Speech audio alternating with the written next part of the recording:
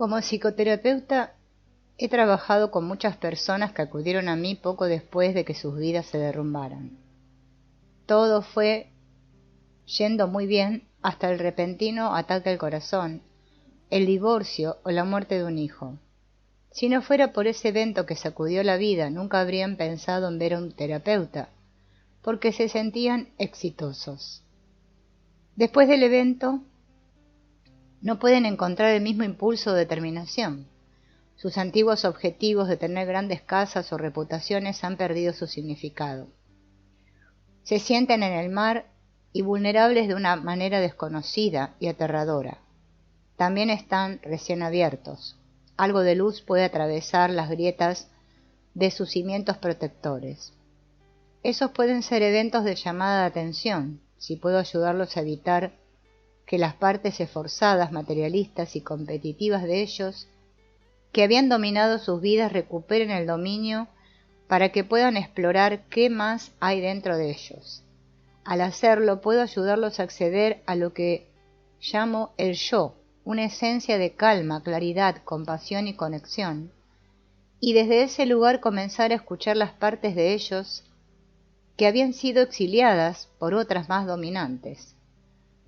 A medida que descubren que aman los placeres simples de disfrutar de la naturaleza, la lectura, las actividades creativas, jugar con amigos, encontrar más intimidad con sus parejas o hijos, y estar al servicio de los demás, deciden cambiar sus vidas para hacer espacio para su ser y las partes recién descubiertas de ellos. Esos clientes y el resto de nosotros no llegamos a ser dominados por esas partes esforzadas, materialistas y competitivas por accidente. Esas son las mismas partes que dominan la mayoría de los países de nuestro planeta y particularmente los Estados Unidos. Cuando mis clientes están bajo el control de esas partes en particular, tienen poca consideración por el daño que están causando a su salud y relaciones. Del mismo modo, los países obsesionados con el crecimiento ilimitado tienen poca consideración por su impacto en la mayoría de su gente o la salud del clima y la tierra. Tal esfuerzo sin sentido de personas o de países generalmente conduce a algún tipo de colapso. Mientras escribo esto, estamos en medio de la pandemia de COVID-19. Tiene el potencial de ser la llamada de atención que necesitamos para que no suframos cosas peores en el futuro.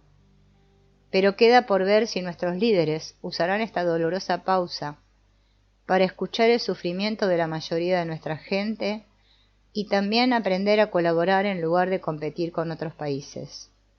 ¿Podemos cambiar a nivel nacional e internacional en la forma en que mis clientes suelen hacerlo? No podemos hacer los cambios necesarios sin un nuevo modelo de la mente.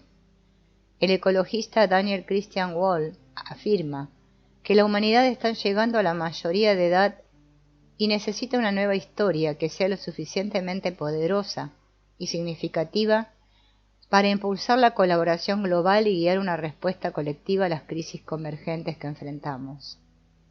En el sistema planetario, fundamentalmente interconectado e interdependiente en el que participamos, la mejor manera de cuidar de uno mismo y de los más cercanos es empezar a cuidar más en beneficio del colectivo, toda la vida. Hablando metafóricamente, todos estamos en el mismo barco. Nuestro sistema de soporte vital planetario, o en palabras de Buckminster Fuller, Spaceship Earth, el pensamiento de ellos contra nosotros, que durante demasiado tiempo ha definido la política entre naciones, empresas y personas, es profundamente anacrónico. Jimmy Carter se hace eco de este sentimiento. Lo que se necesita ahora más que nunca es un liderazgo que nos aleje del miedo y fomente una mayor confianza en la bondad inherente y el ingenio de la humanidad. Sin embargo, nuestros líderes no pueden hacer eso con la forma en que actualmente entendemos la mente, porque resalta la oscuridad en la humanidad. Necesitamos un nuevo paradigma que muestre de manera convincente que la humanidad es inherentemente buena y está completamente interconectada. Con esa comprensión, finalmente podemos pasar de ser egocéntricos familiares y etnocéntricos a especies, biocéntricos y planetacéntricos.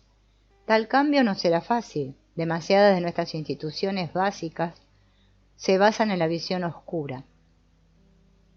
Tomemos por ejemplo el neoliberalismo, la filosofía económica de Milton Friedman, que sustenta el tipo de capitalismo despiadado que ha dominado muchos países, incluido Estados Unidos, desde los días de Ronald Reagan y Margaret Thatcher.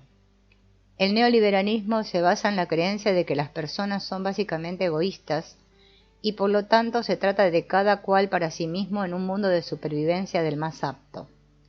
El gobierno debe quitarse de en medio para que los más aptos no solo puedan ayudarnos a sobrevivir, sino también a prosperar. Esta filosofía económica ha resultado en una enorme desigualdad, así como la desconexión y polarización entre las personas que experimentamos tan drásticamente hoy. Ha llegado el momento de una nueva visión de la naturaleza humana, que libere la colaboración y el cuidado que viven en nuestros corazones. Suena grandioso, pero este libro ofrece el tipo de paradigma edificante y el conjunto de prácticas que pueden lograr los cambios que necesitamos. Está lleno de ejercicios que confirmarán las afirmaciones radicalmente positivas que hago sobre la naturaleza de la mente, para que puedas experimentarlo por ti mismo. Llevo casi 4 décadas desarrollando IFS, Internal Family Systems. Me ha llevado a un viaje largo, fascinante, y como se enfatiza en este libro, espiritual que quiero compartir contigo. Este viaje ha transformado mis creencias sobre mí mismo, sobre lo que son las personas, sobre la esencia de la bondad humana y sobre cuánta transformación es posible. IFS se ha transformado con el tiempo de ser exclusivamente una psicoterapia a convertirse en una especie de práctica espiritual, aunque no tienes que definirte como espiritual para practicarla. En esencia es una forma amorosa de relacionarse internamente con sus partes y externamente con las personas en su vida, por lo que en este sentido también es una práctica de vida. Es algo que pueden hacer a diario, momento a momento, en cualquier momento, solo o con otros. En este punto puede haber una parte de ti que sea escéptica. Después de todo, eso es mucho que prometer en los primeros párrafos de un libro. Todo lo que pido es que su escéptico le dé suficiente espacio interior para probar estas ideas por un rato, incluso probar algunos de los ejercicios para que pueda comprobarlo por sí mismo. En mi experiencia es difícil creer en la promesa de IFS hasta que realmente lo prueba. Primera parte. Sistemas familiares internos. Capítulo 1. Todos somos múltiples. Todos crecimos en lo que llamaré el sistema de creencias de una sola mente, la idea de que tienes una mente de la cual emanan diferentes pensamientos, emociones, impulsos. Ese es el paradigma en el que yo también creía, hasta que me encontré con clientes que me enseñaron lo contrario. Debido a que el punto de vista monomente es tan ubicuo y asumido en nuestra cultura, nunca cuestionamos su verdad. Quiero ayudarte a echar un vistazo, un segundo vistazo a quién eres realmente. Te voy a invitar a que pruebes este paradigma diferente de multiplicidad que propugna IFS y consideres la posibilidad de que tú y todos los demás tengan una personalidad múltiple, y eso es algo bueno. No estoy sugiriendo que tenga un trastorno de personalidad múltiple, ahora llamado trastorno de identidad disociativo, pero sí creo que las personas con ese diagnóstico no son tan diferentes de los demás, como se llaman. Altera en esas personas son lo mismo que yo llamo partes en IFS y existen en todos nosotros.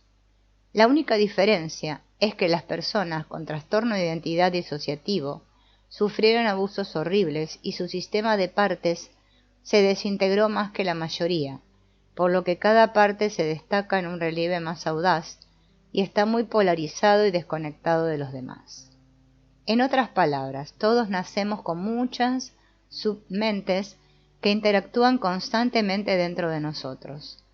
Esto es en general lo que llamamos pensando, porque las partes están hablando entre sí y contigo constantemente sobre las cosas que tienes que hacer, o debatiendo el mejor curso de acción y así sucesivamente.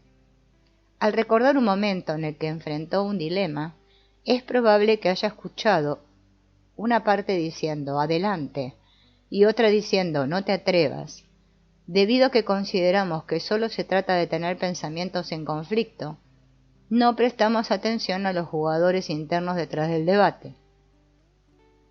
IFS le ayuda no solo a comenzar a prestarles atención, sino también a convertirse en el líder interno activo que necesita su sistema de piezas.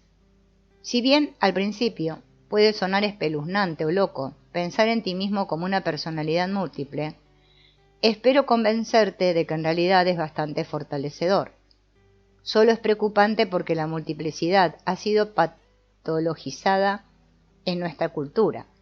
Una persona con personalidades autónomas separadas se considera enferma o dañada, y la existencia de sus alters se considera simplemente el producto de un trauma. La fragmentación de su mente previamente unitaria. Desde el punto de vista monomente, nuestra condición natural es una mente unitaria, a menos, por supuesto, que llegue un trauma y le rompa todo en pedazos, como los fragmentos de un jarrón. El paradigma monomente nos ha hecho temer a nuestras partes y verlas como patológicas. En nuestros intentos por controlar lo que consideramos pensamientos y emociones perturbadoras, acabamos combatiendo, ignorando, disciplinando, escondiendo, o sintiéndonos avergonzados de sus impulsos que nos impiden hacer lo que queremos hacer en nuestras vidas. Y luego nos avergonzamos por no poder controlarlos. En otras palabras, odiamos lo que se interpone en nuestro camino. Este enfoque tiene sentido si ves estos obstáculos internos como simples pensamientos irracionales o emociones extremas que provienen de tu mente unitaria.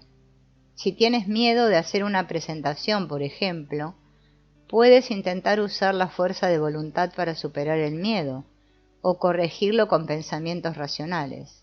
Si el miedo persiste, podrías intensificar tus intentos de controlar, criticándote a ti mismo por ser un cobarde, adormeciéndote hasta el olvido o meditando para superarlo. Y cuando ninguno de estos enfoques funciona, terminas adaptando tu vida al miedo, evitando situaciones en las que tienes que hablar en público, sintiéndote como un fracaso y preguntándote qué te pasa. Para empeorar las cosas, vas a un terapeuta que te da un diagnóstico para tu mente atribulada. El diagnóstico te hace sentir defectuoso, te baja la autoestima, y tus sentimientos de vergüenza te llevan a intentar ocultar cualquier defecto y presentar una imagen perfecta al mundo. O tal vez simplemente te retiras de las relaciones por temor a que las personas vean detrás de tu máscara y te juzguen por ello. Te identificas con tus debilidades, asumiendo que lo que realmente eres es defectuoso y que si otras personas vieran tu verdadero yo, sentirían repulsión. Cuando la gente me preguntaba si estaba lista para que mi vida cambiara, no creo que realmente entendí lo que querían decir. No era solo que los extraños supieran quién era yo. Fue esto otra cosa que me empezó a pasar. Cuando los miraba a los ojos, a veces había una pequeña voz en mi cabeza preguntándose: ¿aún estarías tan emocionada de conocerme si realmente supieras quién soy? Si supieras todas las cosas que yo he hecho, si pudieras ver todas mis partes. Una breve historia. La perspectiva monomente, en combinación con las teorías científicas y religiosas acerca de cuán primitivos son los impulsos humanos, creó este telón de fondo de polarizaciones internas. Un ejemplo revelador proviene del influyente teólogo cristiano Juan Calvino, que decía: porque nuestra naturaleza no solo está completamente desprovista de bondad, sino que es tan prolífica en toda clase de maldad que nunca puede estar ociosa. El hombre completo, desde la coronilla de la cabeza hasta la planta del pie, está tan inundado, por así decirlo, que ninguna parte queda exenta de pecado y por lo tanto todo lo que procede de él es imputado como pecado. Esto se conoce como la doctrina de depravación total, que insiste en que sólo a través de la gracia de Dios podemos escapar de nuestro destino de condenación eterna. El protestantismo y el evangelicalismo convencionales han llevado alguna versión de esta doctrina durante varios cientos de años y el impacto cultural ha sido generalizado. Con el pecado original, el catolicismo tiene su propia versión. Sin embargo, no podemos culpar de este tipo de pensamiento únicamente a la religión. Generaciones de filósofos y políticos han afirmado que los impulsos primarios acechan justo debajo del barniz civilizado que presentamos al mundo. Si bien Freud aportó importantes conocimientos sobre la psique, muchos de los cuales son compatibles con la IFS, su teoría de la pulsión fue muy influyente y pesimista sobre la naturaleza humana. Afirmó que debajo de la superficie de la mente se encuentran fuerzas instintivas egoístas, agresivas y de búsqueda de placer que inconscientemente organizan nuestras vidas. El historiador holandés Rutger Bregman resume aquí estas suposiciones subyacentes sobre la naturaleza humana, diciendo: la doctrina de que los humanos son innatamente egoístas tiene una tradición sagrada en el canon occidental.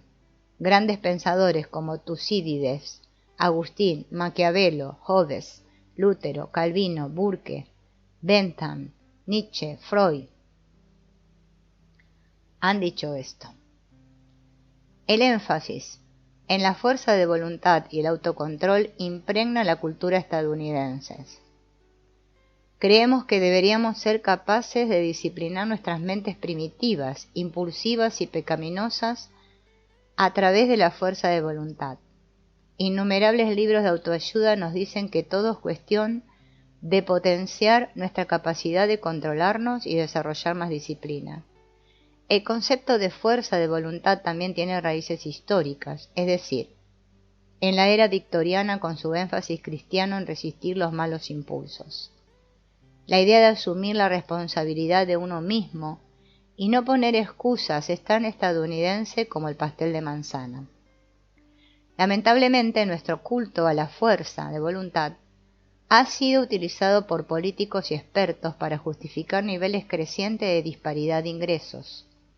Se nos enseña que las personas son pobres porque carecen de autocontrol y que las personas ricas son ricas porque lo tienen, a pesar de las investigaciones que indican lo contrario. Los estudios muestran, por ejemplo, que las personas de bajos ingresos se vuelven más empoderadas y productivas una vez que reciben suficiente dinero para cubrir sus necesidades básicas de supervivencia. Sin embargo, el hecho muy real, especialmente teniendo en cuenta los efectos económicos de la pandemia actual, es que la alfombra podría ser arrancada de debajo de la mayoría de nosotros en cualquier momento, y esa amenaza mantiene nuestras partes sobrevivientes tarareando. Debido a que esta ética de la fuerza de voluntad se ha internalizado, aprendemos a una edad temprana a avergonzarnos y maltratar nuestras partes rebeldes. Simplemente luchamos contra ellos para que se sometan. Una parte es reclutada por este imperativo cultural para convertirse en nuestro sargento de instrucción interno y a menudo se convierte en ese desagradable crítico interno que amamos odiar. Esta es la voz que trata de avergonzarnos o intenta deshacerse por completo de partes de nosotros que parecen dignas de vergüenza. Las que nos dan pensamientos desagradables sobre las personas, por ejemplo, o nos mantienen adictos a las sustancias.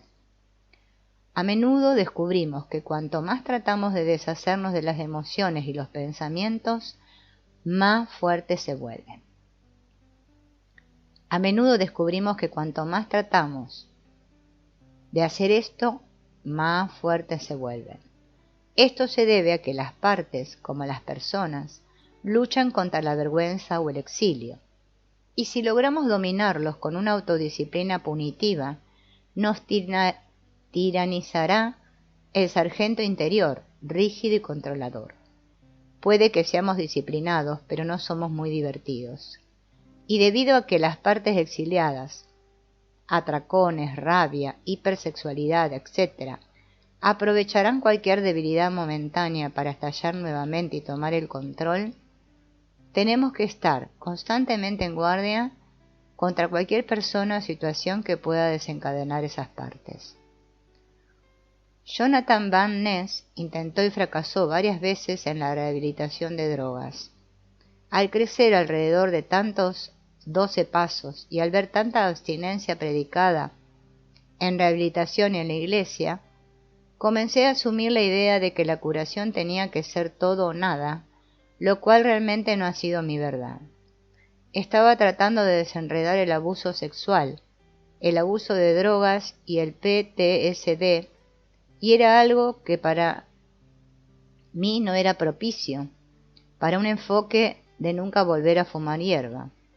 No creo que una vez adicto, siempre adicto. No creo que la adicción sea una enfermedad que merezca cadena perpetua. Si alguna vez te equivocas o no puedes pasar un par de meses sin un desliz, no estás arruinado. Hay enfoques de 12 pasos que no están tan aferrados a las creencias rígidas que encontró Van Ness, y los grupos pueden ser un contexto maravilloso para que las personas sean vulnerables y reciban apoyo. Además, la advertencia de los 12 pasos de dejarlo todo en manos de un poder superior a menudo puede ayudar a los instructores internos a relajarse o incluso a rendirse. El punto más importante que quiero resaltar aquí es que cualquier enfoque que aumente el impulso de su sargento de instrucción interno de avergonzarlo para que se comporte no funcionará mejor en las familias internas que en las externas, aquellas en las que los padres adoptan tácticas vergonzantes para controlar a sus hijos. No creas que esta crítica a la fuerza de voluntad revela que no hay lugar para la disciplina interna. Como niños en familias externas, cada uno de nosotros tiene partes que quieren cosas que no son buenas para ellos o para el resto del sistema. La diferencia aquí es que el yo dice no a las partes impulsivas con firmeza, pero desde un lugar de amor y paciencia de la misma manera que lo haría un padre ideal. Además, cuando las partes toman el control, no las avergonzamos. En su lugar sentimos curiosidad y usamos el impulso de la pieza como un sendero para encontrar qué es lo que la impulsa y necesita ser curada.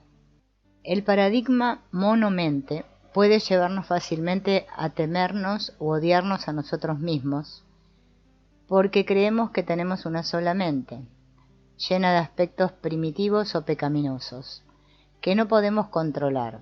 Nos enredamos en nudos mientras lo intentamos desesperadamente y generamos críticas internas brutales que nos atacan por nuestras fallas. Como señala Van Ness, pasé mucho tiempo apartando al pequeño Jack. En lugar de nutrirlo, lo desgarré en pedazos, aprendiendo a criar a uno mismo con calmante amor compasivo. Esa es la clave para estar satisfecho. Dado que la mayoría de las psicoterapias y prácticas espirituales se suscriben a esta visión de una sola mente, sus soluciones a menudo refuerzan este enfoque al sugerir que debemos corregir las creencias irracionales o eliminarlas mediante la meditación, porque esas creencias se ven como obstáculos que emanan de nuestra mente única. Muchos enfoques de la meditación, por ejemplo, ven los pensamientos como plagas y el ego como un obstáculo o una molestia, y los practicantes reciben instrucciones para ignorarlos o trascenderlos. En algunas tradiciones hindúes se considera que el ego trabaja para el dios Maya, cuyo objetivo es mantenernos luchando por cosas materiales o placeres hedonistas. Se la considera el enemigo, una tentadora muy parecida al Satanás cristiano, que nos mantiene apegados al mundo externo de la ilusión. Las enseñanzas budistas usan el término mente de mono para describir cómo nuestros pensamientos saltan en nuestra conciencia como un mono agitado.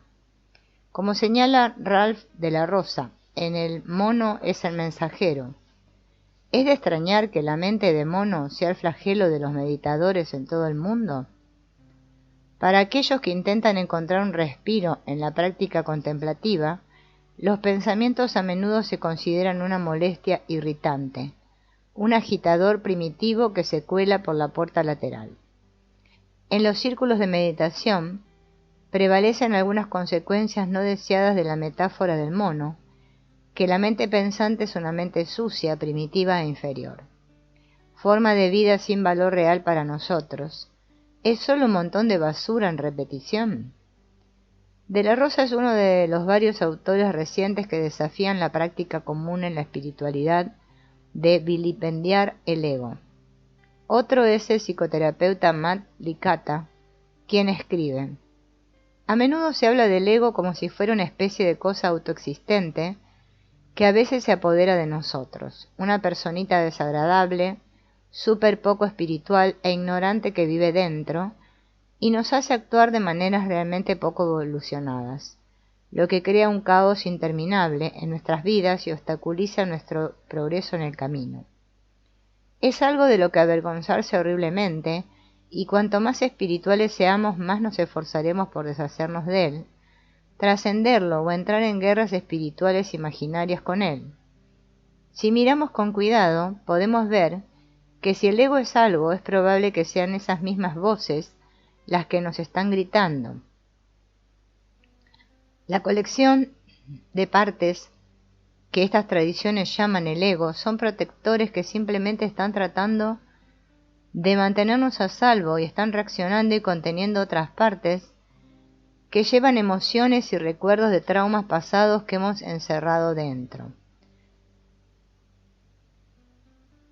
Más adelante veremos más de cerca algunas de las formas en las que las personas practican la derivación espiritual, una frase acuñada por John Welwood en la década de 1980. Jeff Brown explora en profundidad el fenómeno en su película Carmageddon. Después de mi niñez necesitaba el tipo de espiritualidad que me impidiera permitir que el dolor saliera a la superficie. Estaba confundiendo autoevitación con iluminación. De hecho, un mensaje central en la historia canónica del despertar de Buda es que los pensamientos y los deseos son los principales obstáculos para la iluminación. Mientras se sentaba a meditar bajo el árbol Bodhi, el Buda fue asaltado por una serie de impulsos: lujuria, deseo, satisfacción, arrepentimiento, miedo, seguridad, etc., y fue solo ignorándolos o resistiéndose a ellos capaz de alcanzar la iluminación. Dicho esto, las omnipresentes prácticas de atención plena derivadas del budismo son un paso en la dirección correcta. Permiten al practicante observar pensamientos y emociones desde la distancia y desde un lugar de aceptación en lugar de luchar contra ellos e ignorarlos. Para mí ese es un buen primer paso. Sin embargo, la atención plena no siempre es agradable. Los investigadores que entrevistaron a meditadores experimentados encontraron que un porcentaje sustancial de ellos tenía episodios perturbadores que a veces eran de larga duración. Las más comunes incluyen emociones como miedo, ansiedad, paranoia, desapego y revivir recuerdos traumáticos.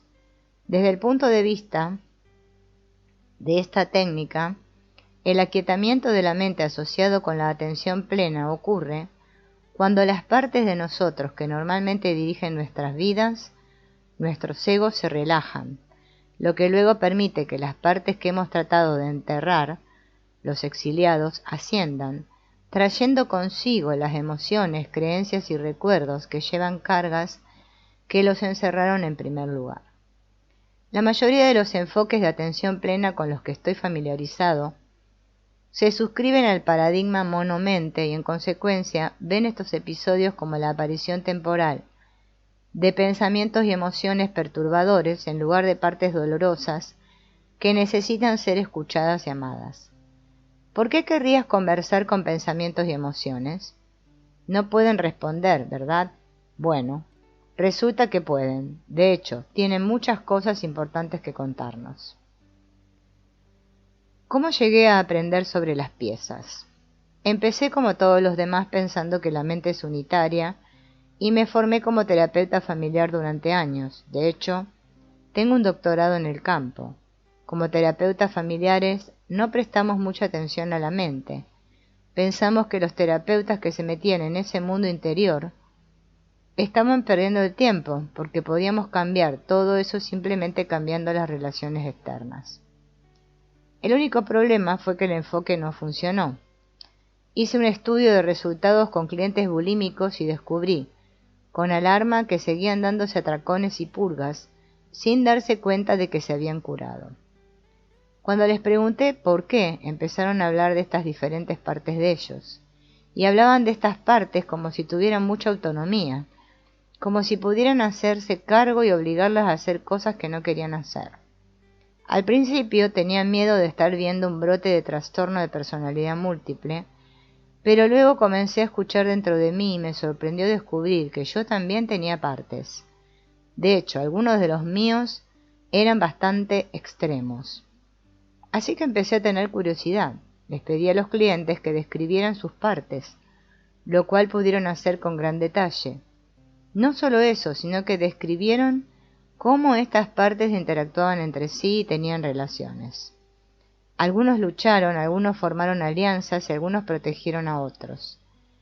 Con el tiempo me di cuenta de que estaba aprendiendo sobre una especie de sistema interno, no muy diferente de las familias externas con las que estaba trabajando.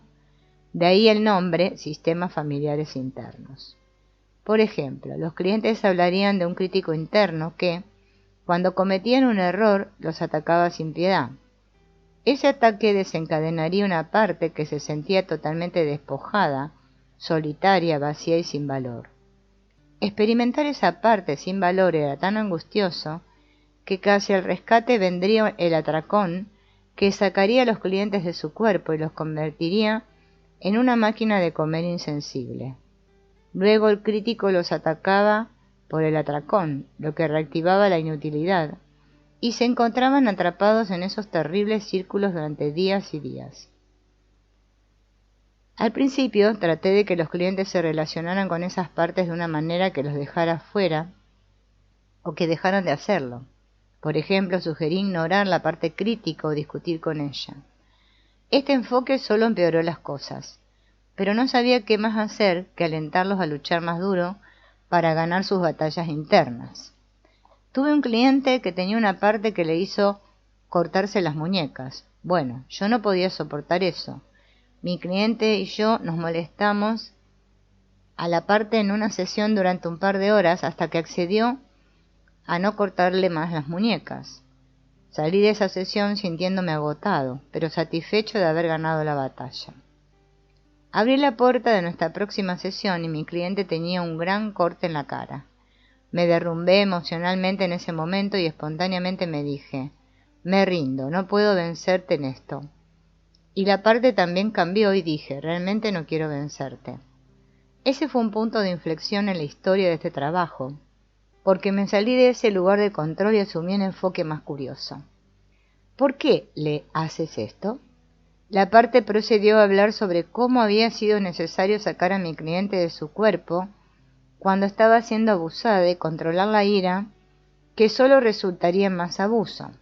Me moví de nuevo y transmití mi aprecio por el papel heroico que desempeñó en su vida. La parte rompió en llanto. Todo el mundo lo había satanizado y trató de deshacerse de él. Esta fue la primera vez que tuvo la oportunidad de contar su historia. Le dije a la parte que tenía mucho sentido que tuviera que hacer eso para salvar la vida de la mujer en el pasado, pero ¿por qué todavía tenía que cortarla ahora? Hablaba de tener que proteger otras partes altamente vulnerables de ella y tenía que controlar la rabia que todavía estaba allí. Mientras hablaba de todo eso, me quedó claro que la parte cortante no estaba viviendo en el presente. Parecía congelada en esas escenas de abuso y creía que mi cliente era todavía un niño y estaba en grave peligro, aunque ya no lo estaba. Empecé a darme cuenta de que tal vez esas partes no son lo que parecen. Tal vez, como niños en familias disfuncionales, se ven obligados a salir de sus estados naturales y valiosos en roles que a veces pueden ser destructivos, pero que según ellos son necesarios para proteger a la persona o al sistema en el que se encuentran. Así que comencé a tratar de ayudar a mis clientes a escuchar sus partes problemáticas en lugar de luchar contra ellas, y me quedé asombrado para descubrir que todas sus partes tenían historias similares que contar, sobre cómo tuvieron que asumir roles protectores en algún momento del pasado de la persona. A menudo roles que odiaban, pero que sentían que eran necesarios para salvar al cliente. Cuando les pregunté a esas partes protectoras qué preferirían hacer si confiaran en que no tenían que proteger a nada, a menudo querían hacer algo opuesto al rol que tenían. Los críticos internos querían convertirse en porristas o consejeros sabios. Los cuidadores extremos querían ayudar a establecer límites. Las partes furiosas querían ayudar a discernir quién estaba a salvo. Parecía que no solo las partes no eran lo que parecían, sino que también cada una tenía cualidades y recursos para aportar a la vida del cliente que no estaban disponibles mientras estaban atados a los roles protectores. Ahora, varias décadas y miles de clientes más tarde, puedo decir con seguridad que esto es cierto en algunas partes. Pueden volverse bastante extremos y causar mucho daño en la vida de una persona, pero no hay ninguno que sea inherentemente malo. Incluso las que hacen que los bulímicos se atrapen, o los anoréxicos mueran de hambre, o que las personas quieran suicidarse o asesinar a otras personas, incluso esas partes, cuando se abordan desde este lugar atento, este lugar respetuoso, abierto y curioso, revelarán la historia secreta de cómo se vieron obligados a desempeñar el papel. Están adentro y cómo están atrapados en ese papel, aterrorizados de que si no lo hacen algo terrible sucederá, y que están congelados en el pasado durante los momentos traumáticos en los que tuvieron que asumir ese papel. Hagamos una pausa aquí para explorar las implicaciones espirituales de este descubrimiento. Básicamente, lo que encontré es que el amor es la respuesta en el mundo interior, tal como lo es en el mundo exterior. Escuchar, abrazar y amar a las partes les permite sanar y transformarse a todas las personas. En términos budistas, se ayuda a las personas a convertirse en bodhisattvas de sus psiques, en el sentido de ayudar a cada ser, parte sensible interior, a iluminarse a través de la compasión y el amor. O a través de una lente cristiana, las personas terminan haciendo en el mundo interior lo que Jesús hizo en el exterior. Van a los exiliados internos y a los enemigos con amor, los sanan y los llevan a casa, tal como lo hizo con los leprosos, los pobres y los marginados. La gran conclusión aquí es que las partes no son lo que han sido comúnmente que se piensa que son. No son adaptaciones cognitivas o impulsos pecaminosos. Son seres sagrados y espirituales y merecen ser tratados como tales. También exploraremos cómo nos relacionamos en el mundo interior, pues esa forma será cómo nos relacionamos en el mundo exterior. Si podemos apreciar y tener compasión por nuestras partes, incluso por las que hemos considerado enemigos, podemos hacer lo mismo por las personas que se parecen a ellos. En cambio, si odiamos o despreciamos nuestras partes, lo mismo haremos con cualquiera que nos la recuerde.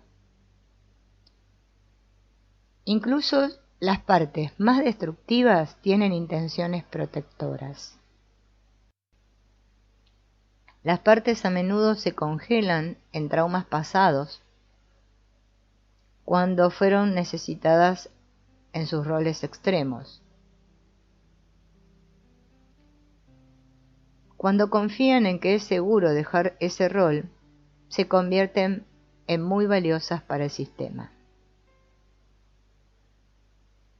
Hay otro descubrimiento clave con el que me topé. Las partes llevan creencias y emociones extremas en o sobre sus cuerpos que impulsan la forma en que se sienten y actúan. La idea de que las partes tienen cuerpos separados y diferentes del cuerpo de la persona a la que están conectadas puede parecer extraña o absurda al principio. Permítanme intercalar aquí que simplemente estoy informando lo que he aprendido durante años de exploración de este territorio interior sin juzgar la realidad ontológica de esos datos. Si le preguntas a tus partes sobre sus propios cuerpos, predigo que obtendrás las mismas respuestas que estoy cubriendo aquí. Durante mucho tiempo no supe qué hacer con este descubrimiento. Independientemente, así es como las partes se describen a sí mismas, que tienen cuerpos y que sus cuerpos contienen emociones y creencias que entraron en ellos y no les pertenecen. A menudo pueden decirle el momento traumático exacto en que estas emociones y creencias entraron o se unieron a ellos y pueden decirle dónde llevan lo que les parece que son estos objetos extraños dentro o sobre sus cuerpos. En este alquitrán, en mis brazos, o una bola de fuego en mis entrañas, o un gran peso sobre mis hombros, por ejemplo.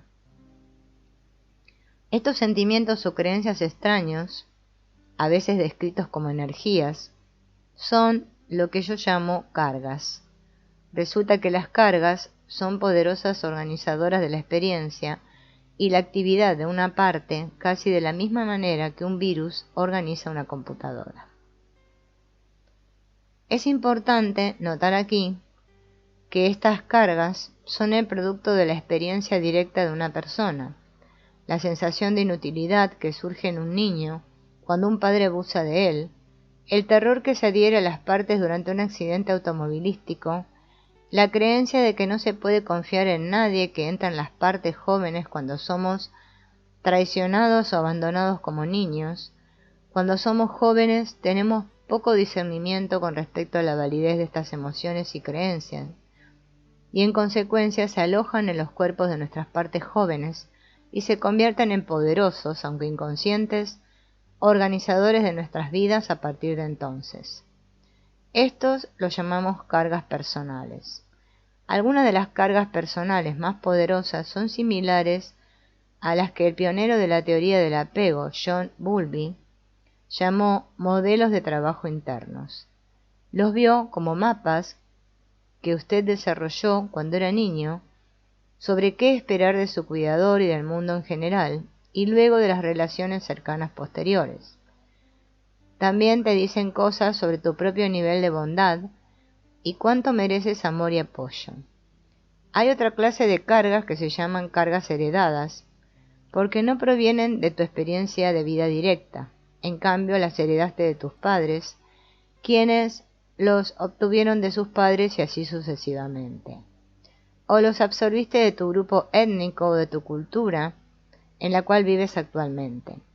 Las cargas del legado pueden ser organizadores igualmente potentes, si no más, de nuestras vidas, y debido a que los hemos tenido durante tanto tiempo, nos marinamos en ellos, por lo que a menudo es más difícil notarlos que las cargas personales que asumimos de los traumas. De esta manera, las cargas del legado pueden ser tan prominentes e inadvertidas como el agua para un pez. Las partes no son sus cargas. Esta distinción entre las partes y las cargas que llevan es crucial porque muchos de los problemas del mundo están relacionados con el error que cometen la mayoría de los paradigmas para entender la mente: confundir la carga con la parte que la lleva. Es común creer que una persona que se coloca todo el tiempo es un adicto que tiene una necesidad irresistible de consumir drogas. Esa creencia lleva a combatir el impulso de esa persona con antagonistas de los opioides, con programas de recuperación que pueden tener el efecto de polarizar la parte adictiva, o con la fuerza de voluntad del adicto. Si por otro lado crees que la parte que busca las drogas es protectora y lleva la carga de la responsabilidad de evitar que esta persona sufra un dolor emocional severo o incluso el suicidio, entonces tratarías a la persona de manera muy diferente. En cambio, podrías ayudarlos a conocer esa parte y honrarla por sus intentos de mantenerlos en marcha y negociar el permiso para sanar o cambiar lo que protege. Es como si cada parte fuera como una persona con un verdadero propósito. Entonces ayudaría a la persona a sanar volviendo a la parte de adicto, ahora liberada, y ayudándola a descargar todo su miedo y responsabilidad. Descargar es otro aspecto de este trabajo que parece espiritual, porque tan pronto como las cargas abandonan los cuerpos de las partes se transforman inmediatamente en sus valiosos estados originales. Es como si se hubiera levantado una maldición de una bella durmiente interior, un ogro o un adicto. La parte recién liberada dice casi universalmente que se siente mucho más ligera y quiere jugar o descansar, después de lo cual encuentra un nuevo rol. La parte del antiguo adicto ahora quiere ayudarte o conectarte con la gente. La parte hipervigilante se convierte en asesora de límites. El crítico se convierte en un animador interior, y así sucesivamente. En otras palabras, es como si cada parte fuera como una persona con un verdadero propósito. ¿Qué debemos hacer con las partes que han cometido una violencia terrible? ¿Qué pasa con los que han asesinado o abusado sexualmente de personas? ¿O partes que están decididas a matar a su persona? ¿Cómo en el mundo pueden ser buenas partes en papeles malos? A medida que hice IFS con clientes, se hizo cada vez más claro que las cargas que impulsaban sus partes tenían sus raíces en traumas tempranos, por lo que a fines de la década de 1980 y principios de la de 1990, llegué a especializarme en el tratamiento de aquellos que habían sufrido un trauma complejo y tenían diagnósticos graves como trastorno límite de la personalidad, depresión crónica y trastornos alimentarios.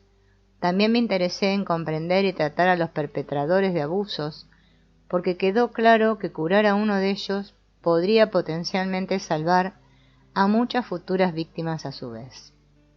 Durante 7 años consulté a Onarga Academy, un centro de tratamiento en Illinois para delincuentes sexuales. Tuve la oportunidad de ayudar a esos clientes a escuchar las partes de ellos que habían abusado de niños, y una y otra vez escuché la misma historia.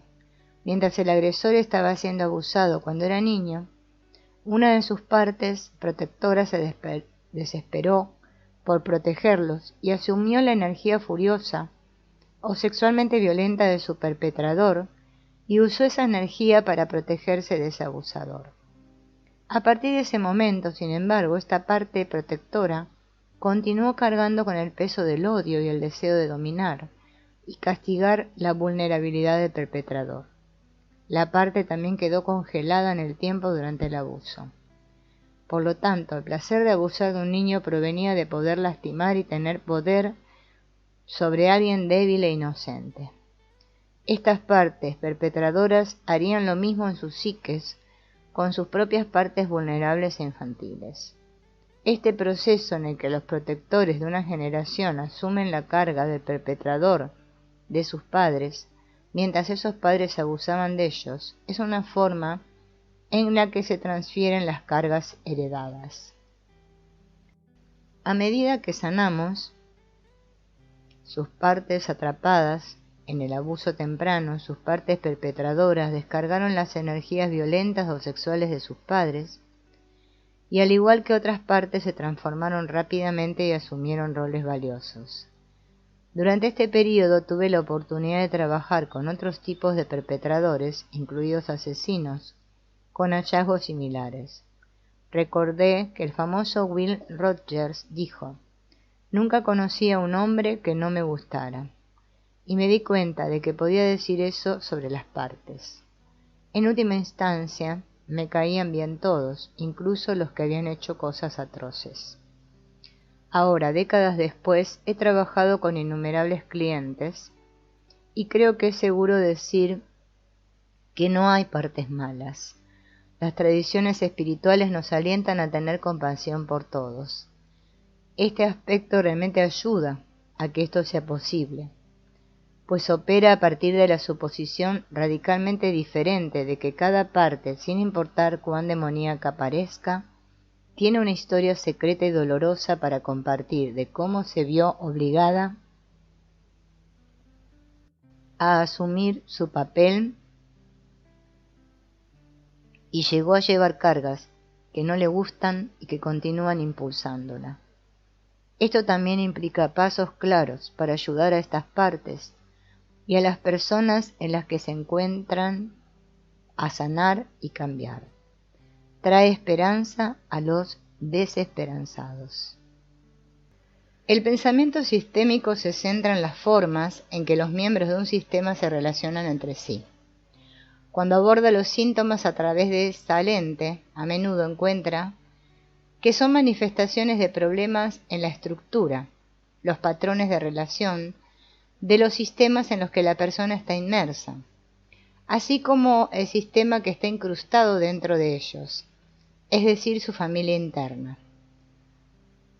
Aprendí como terapeuta familiar que comprender y mejorar la estructura de una familia era una forma mucho más efectiva y duradera de ayudar a un niño a dejar de comportarse mal que simplemente diagnosticarlo y tratarlo sin considerar su contexto familiar. También descubrí que estas estructuras familiares a menudo se mantenían por creencias o emociones extremas que no eran necesariamente manifiestas, pero que eran sentido constantemente. Por ejemplo, algunas de las familias de los pacientes bulímicos creían que el conflicto era peligroso y que los padres se asustarían cada vez que surgiera. A menudo también había un desdén general por la necesidad o la vulnerabilidad y la creencia de que la familia necesitaba presentar una imagen perfecta al mundo exterior. Cualquiera que sea el conjunto de creencias y emociones se convirtió en un paradigma familiar que organizaba las formas en que los miembros se relacionaban entre sí, mostrando desprecio cuando el paciente estaba herido, enojado o quería atención, por ejemplo. Los sistemas más grandes no son diferentes. Las estructuras de las corporaciones y los países, por lo general, seguirán siendo las mismas a pesar de sus disfunciones y síntomas, a menos que experimenten un cambio en sus creencias básicas, sus sistemas operativos paradigmáticos. Las creencias más poderosas que gobiernan una sociedad incluyen aquellas sobre la naturaleza humana y la forma en que funciona el mundo. Estos a menudo no se declaran ni se cuestionan porque se supone que son la realidad, tal como son las cosas. Como dice Donella Meadows, el crecimiento es bueno, la naturaleza es una reserva de recursos que deben convertirse para fines humanos. La evolución se detuvo con la aparición del Homo sapiens. Uno puede poseer la tierra. Estos son algunos de los supuestos paradigmáticos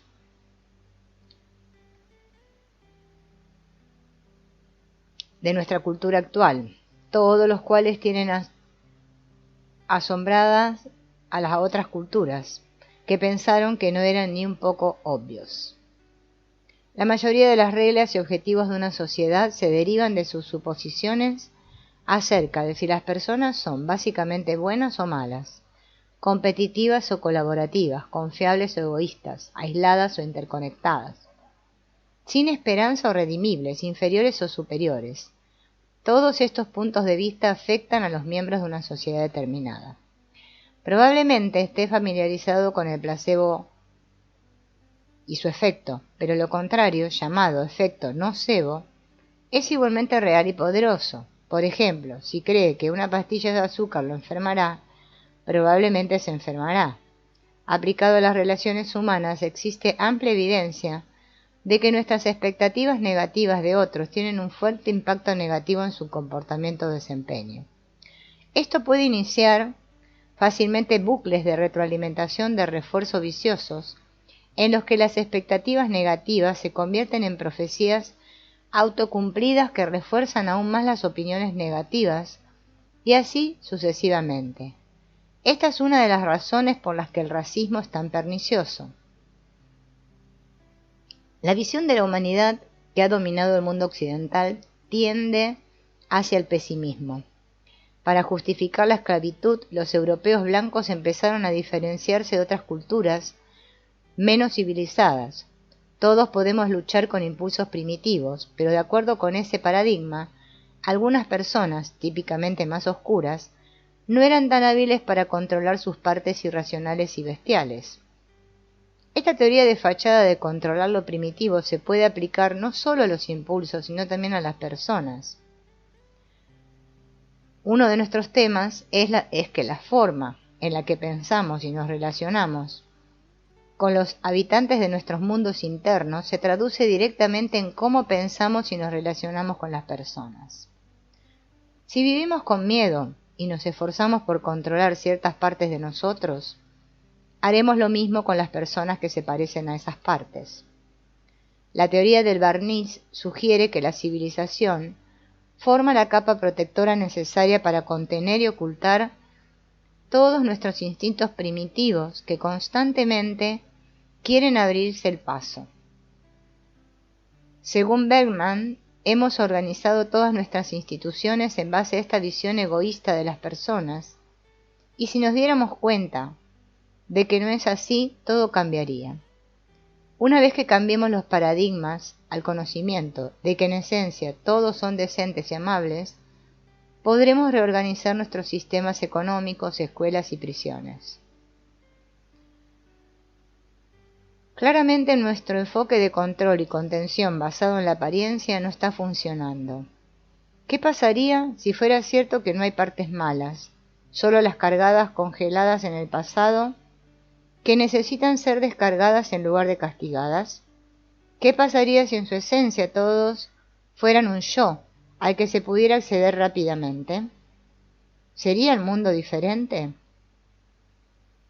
Ir a la guerra, coaccionar, castigar, avergonzar, etc., contra cualquier problema social pone en marcha bucles de retroalimentación que tienen el potencial de destruir el sistema, porque aumentan con el tiempo y agotan los recursos. Esto también es cierto en nuestro mundo interno. Ir a la guerra con las partes protectoras solo las hace más fuertes.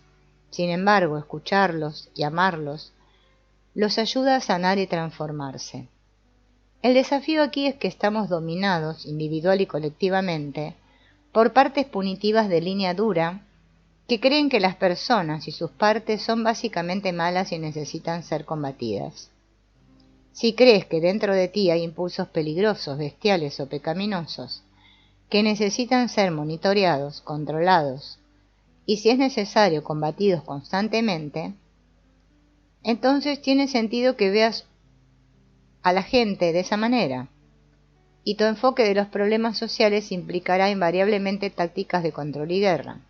Necesitamos un nuevo enfoque, basado en dejar de intentar matar al mensajero y escuchar el mensaje, dejar de ir a la guerra contra la naturaleza o contra la naturaleza humana.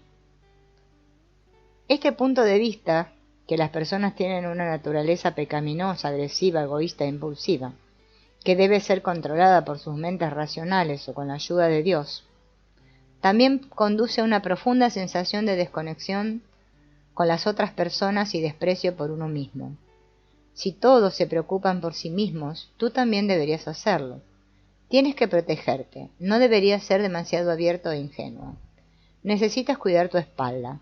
El problema aquí es que este enfoque no funciona, solo te hace sentir solo, avergonzado y asustado, sentimientos que crees que tienes que ocultar por miedo a ser rechazado. Cuando crees que eres un alma separada, egoísta y pecadora, entre otros miserables como tú, es difícil no sentirse solo, incluso cuando estás con gente. Cuando estás solo con tu yo patético, te sientes aún más rechazado e inútil, y en consecuencia es probable que te retraigas aún más. ¿Qué pasaría si en cambio supieras que tu soledad está en manos de otra parte de ti? ¿Qué pasaría si te identificaras con tu ser en lugar de con tus exiliados? ¿Y si vieras el ser en todos los que te rodean? Hay 4 cargas de legado en particular: el racismo, el patriarcado, el individualismo y el materialismo. Estos han dominado la mentalidad de nuestro país desde que los fundadores los trajeron de Europa. Cada una de estas cargas heredadas se combina con las demás para crear la sensación generalizada de que todos estamos desconectados y solos en un mundo peligroso y devorador de perros. A su vez, crean lo que los teóricos de sistemas llaman bucle de retroalimentación de refuerzo.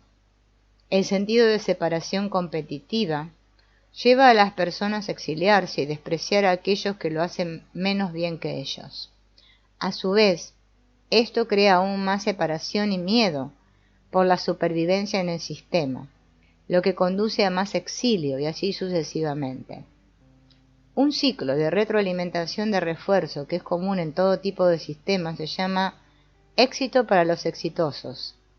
Aplicado a la división de la riqueza de nuestro país, encontramos que aquellos con más privilegios, capital e información y acceso a influencias especiales pueden crear más privilegios, capital y acceso e información.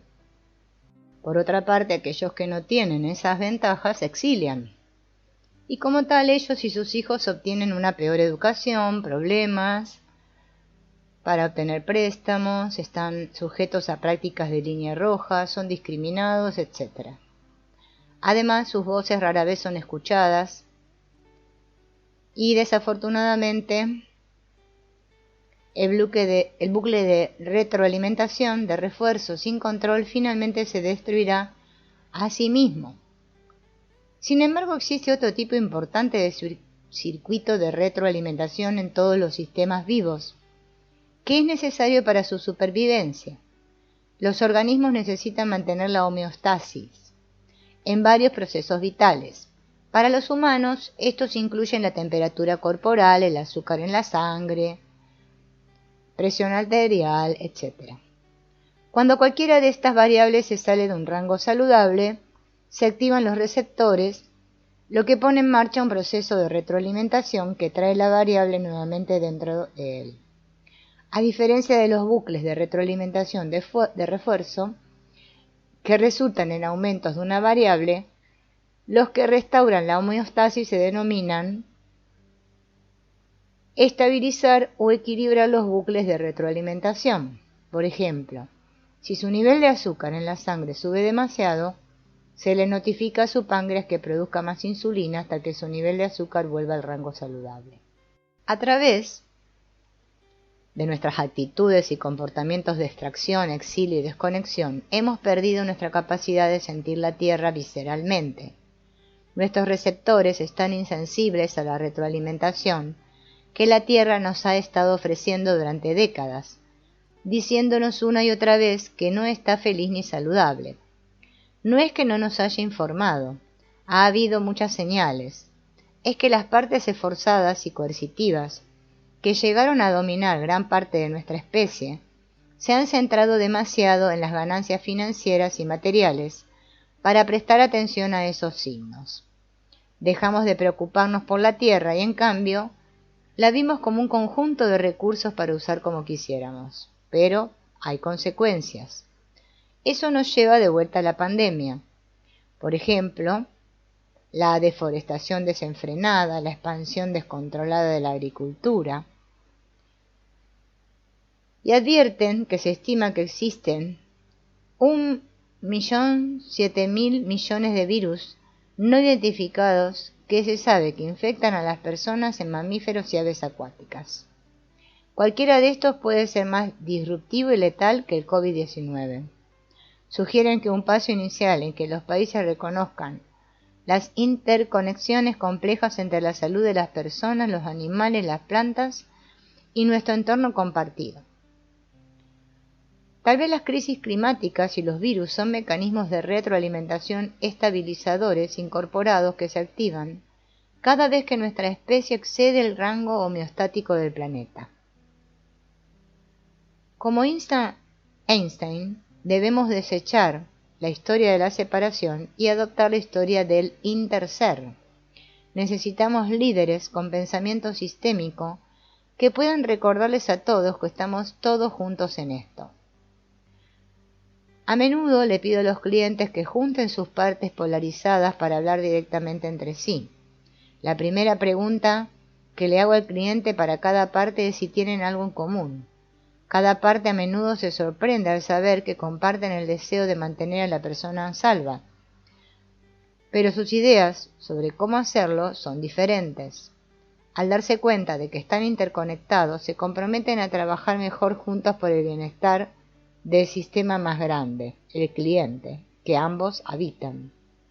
Del mismo modo, ayudar a las personas, en familias, empresas, países e internacionalmente, a darse cuenta de su conexión, produce el ser en cada uno de estos niveles, y el ser siempre trae sanación.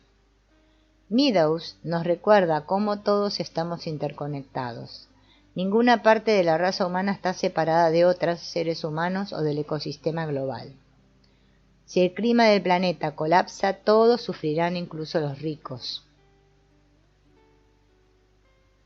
Actualmente nos vemos a nosotros mismos y a nuestros congéneres como fundamentalmente egoístas y defectuosos, lo que conduce a una situación económica y social despiadada.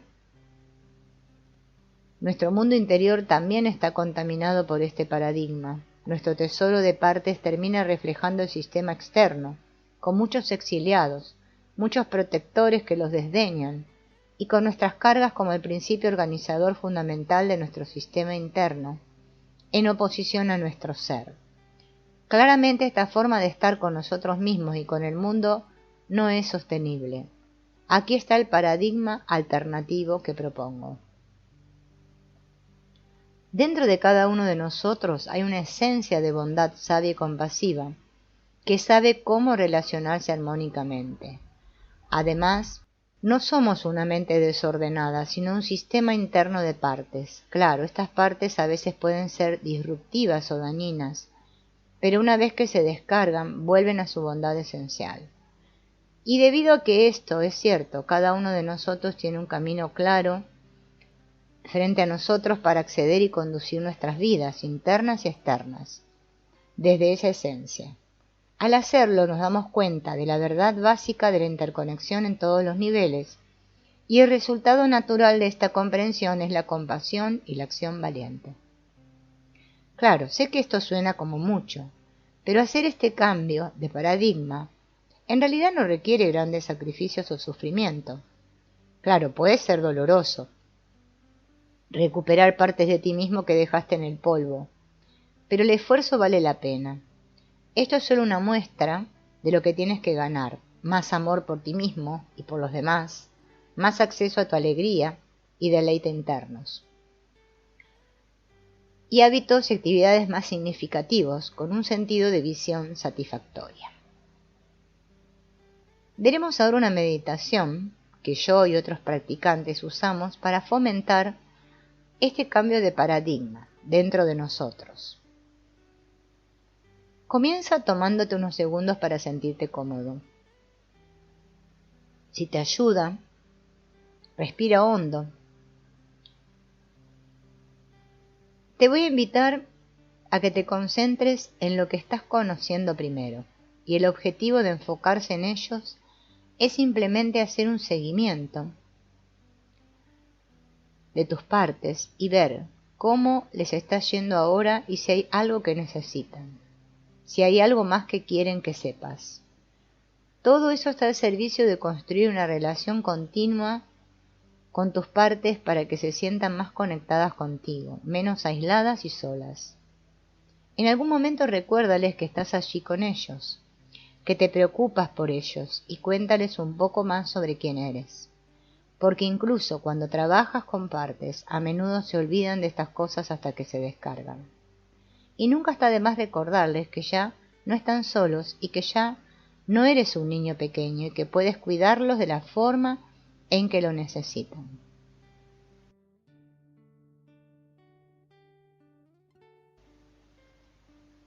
El objetivo es tomar sus partes tan en serio como toma a sus hijos literales.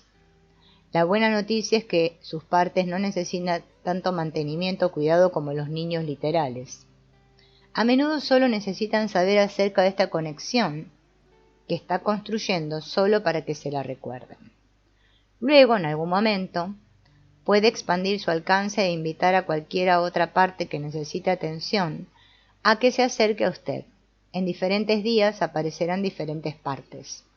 Solo conócelas y pregúntale qué necesitan de ti y hazles saber quién eres y que ya no están solas. Y luego, la siguiente pieza es opcional en cada meditación. Si lo deseas, puedes volver a visitar cada una de estas partes invitándolas a relajarse adentro, en un espacio abierto solo por unos minutos, y pedirles que confíen en que es seguro dejar que tú estés en su cuerpo. Su energía tiende a dificultar que te encarnes cuando se activan, y si están dispuestas a dejarte entrar más, notarás un cambio cada vez que se relajen, sentirás más espacio dentro de tu mente y cuerpo. Es posible que notes un cambio en tu respiración o en tu capacidad para estar presente. Es posible que sientas que tus músculos se relajan, una sensación de bienestar como si todo estuviera bien. También puede ser que notes una especie de energía recorriendo tu cuerpo. Si tus partes tienen muchos problemas para relajarse, solo significa que necesitan más de este tipo de atención en algún momento, así que hazles saber que lo entiendes, que no hay presión para que hagan nada. ¿Cómo es que las partes se organizan y se relacionan entre sí en tu interior? Comencemos con los exiliados. Estos son a menudo los más jóvenes, que con frecuencia han sido llamados niños interiores en nuestra cultura. Antes de que nos lastimemos, son las partes encantadoras, juguetonas, creativas, inocentes y abiertas de nosotros con las que nos encanta estar cerca. También son las partes más sensibles, por lo que cuando alguien nos lastima, traiciona, avergüenza o asusta, son las partes que absorben más las creencias y emociones extremas, cargas de esos eventos. Después del trauma o la lesión por apego, las cargas que absorben estas partes las desplazan de sus estados divertidos y lúdicos a niños internos crónicamente heridos que están congelados en el pasado y tienen la capacidad de abrumarnos y llevarnos de regreso a estas terribles escenas. Pasan de sentirse soy amado a soy un inútil y nadie me ama.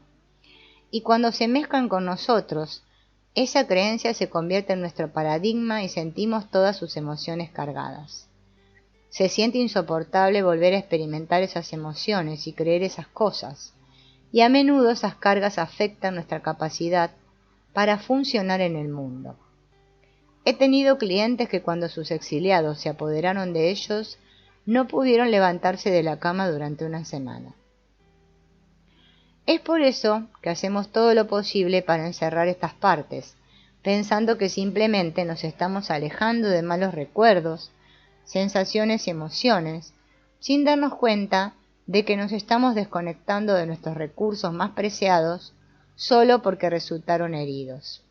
Esto se debe a que estamos imbuidos del paradigma monomente que no permite la idea de partes lastimadas que puedan curarse, sin mencionar nuestro áspero individualismo estadounidense, que dice que cuando te lastimas, el mejor curso de acción es elegir levantarte y seguir adelante. De hecho, es probable que después de que te lastimaran, las personas que te rodeaban te dieron alguna versión de este mensaje. Supéralo. Deja de ser tan sensible. Para estas partes jóvenes, eso es solo agregar insulto a la lesión. La herida vino del hecho y luego los insultos abandonándolos y encarcelándolos. Como resultado, a menudo están bastante desesperados por ser atendidos y harán todo lo posible para salir del exilio en cualquier oportunidad que tengan. Cuando estamos cansados, cuando no estamos recibiendo los elogios que los mantienen tranquilos, o cuando estás herido o avergonzado de una manera similar al evento original. Esta es una tragedia tan innecesaria. Estos encantadores niños interiores son heridos y luego abandonados, y ya no tenemos acceso a sus maravillosas cualidades. En cambio, asumimos que es parte de convertirse en adulto el no sentir más alegría, asombro y amor intensos.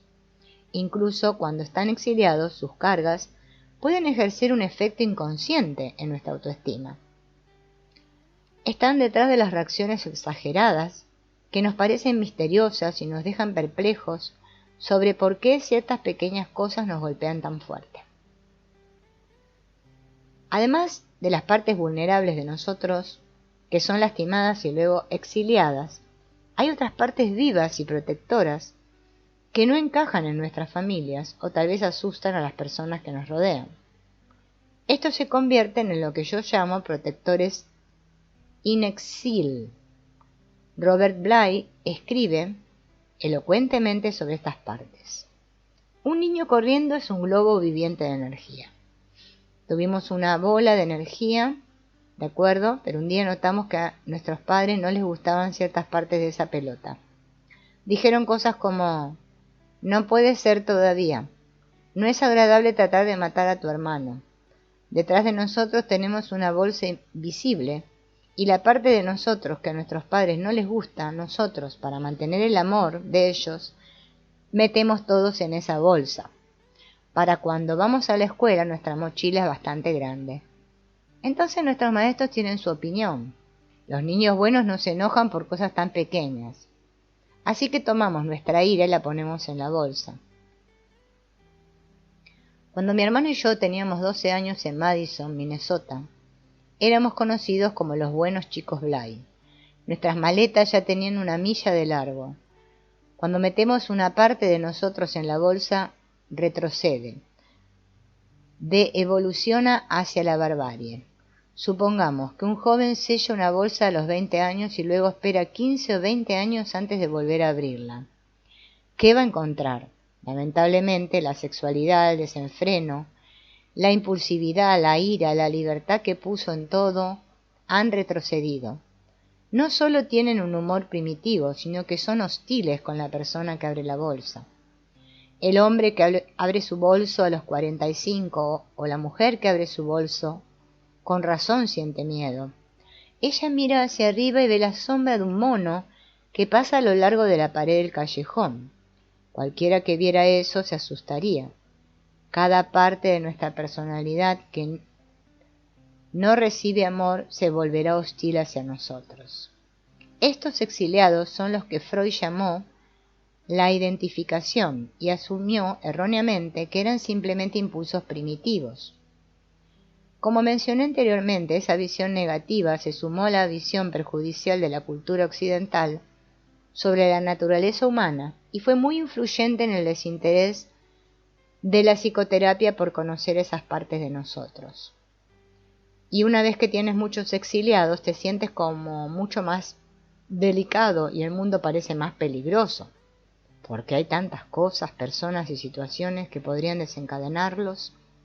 Y cuando un exilio se activa y sale disparado de cualquier contenedor en el que lo guardemos, puede parecer que estamos a punto de morir, porque fue exactamente así de aterrador o humillante cuando ocurrió el evento original. O tal vez, como señala Bly, estamos aterrorizados porque los exiliados se han vuelto tan extremos.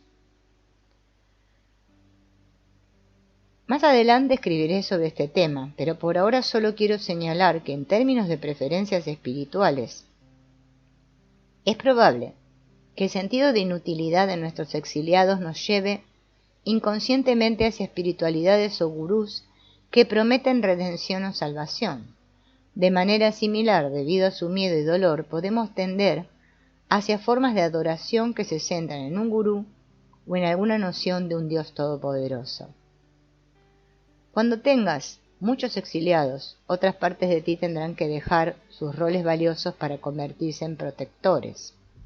Es como si tus partes adolescentes fueran presionadas para el servicio militar. Algunos de ellos asumen el papel de controlar el mundo exterior para que no suceda nada desencadenante.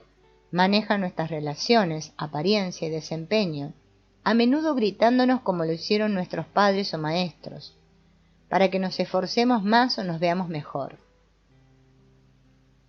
Estas son las partes que se convierten en críticos internos. Otras partes toman otro enfoque y tratan de cuidar a todos los demás mientras nos descuidamos a nosotros mismos. Otros son hipervigilantes y algunos son intelectuales y tienen la habilidad de mantenernos afuera de nuestros cuerpos. Hay muchos roles comunes que toman estas partes de gerente. Lo que todos tienen en común es el deseo de adelantarse al desencadenamiento de nuestros exiliados controlándonos, complaciéndonos o desconectándonos. Así que los gerentes son una clase de protectores. Estas partes llevan pesadas cargas de responsabilidad para las que están mal equipados porque también son jóvenes. En la terapia familiar llamamos niños parentizados a los niños que asumen estos deberes de adultos. Los gerentes son niños internos parentificados. Suelen estar muy cansados y estresados. Están tratando de mantener el mundo seguro para nuestros exiliados y al mismo tiempo mantener a nuestros exiliados contenidos. También tienen la capacidad de adormecer nuestros cuerpos para que no sintamos tanto, porque si no sientes entonces no te activas. Los gerentes están trabajando todo el tiempo. Algunos de ellos nunca duermen. Otros gerentes no quieren que nos sintamos bien con nosotros mismos por temor a que tomemos riesgos y salgamos lastimados. Nos protegen desgarrándonos. Son las partes que se odian a sí mismas y que sabotean cualquier cosa que pueda hacernos sentir bien. Pueden permitirnos probar la meditación u otras prácticas espirituales, pero por lo general solo para reducir el estrés en lugar de estar en comunión con lo no dual. Si la práctica les ayuda a contener a los exiliados, como un desvío espiritual gerencial, están totalmente de acuerdo. Principalmente quieren mantenernos pequeños, porque el lugar más seguro para estar es por debajo del radar. En general, a los gerentes no les gusta nada que nos saquen de su control y, como dije antes, a algunos no les gusta nada que nos haga abrir el corazón y sentirnos seguros o bien con nosotros mismos. Por otro lado, hay gerentes que quieren pertenecer y complacer a todos. Estas son las partes que nos hacen ir regularmente a la iglesia, por ejemplo, pero no están tan interesadas en experimentar directamente lo divino. Después están los bomberos, que son otra clase de protectores. A pesar de lo mucho que trabajan nuestros gerentes para evitarlo, el mundo a veces tiene una forma de desencadenar nuestros exiliados, de romper lo que la psicoterapia llama nuestras defensas. Y cuando esto sucede, es una gran emergencia. Para muchos de sus protectores, experimentar el dolor de sus exiliados se siente como si pudieran morir. En consecuencia, la mayoría de nosotros tenemos un conjunto de partes cuyo trabajo es hacer frente a estas emergencias. Partes que inmediatamente entrarán en acción para apagar ese fuego interior, las llamas de la emoción que estallan desde el lugar del exilio. A diferencia de los gerentes que intentan anticiparse a cualquier cosa que desencadene los exilios, estas partes de bomberos se activan después de que se ha desencadenado un exilio y tratan desesperadamente de apagar las llamas de la emoción, llevarnos más alto que las llamas con alguna sustancia, o encontrar una manera de distraernos hasta que el fuego se apague. Dependiendo de cuánto tema a sus exiliados, sus bomberos recurrirán a medidas desesperadas, sin tener en cuenta los daños colaterales, a su salud o sus relaciones.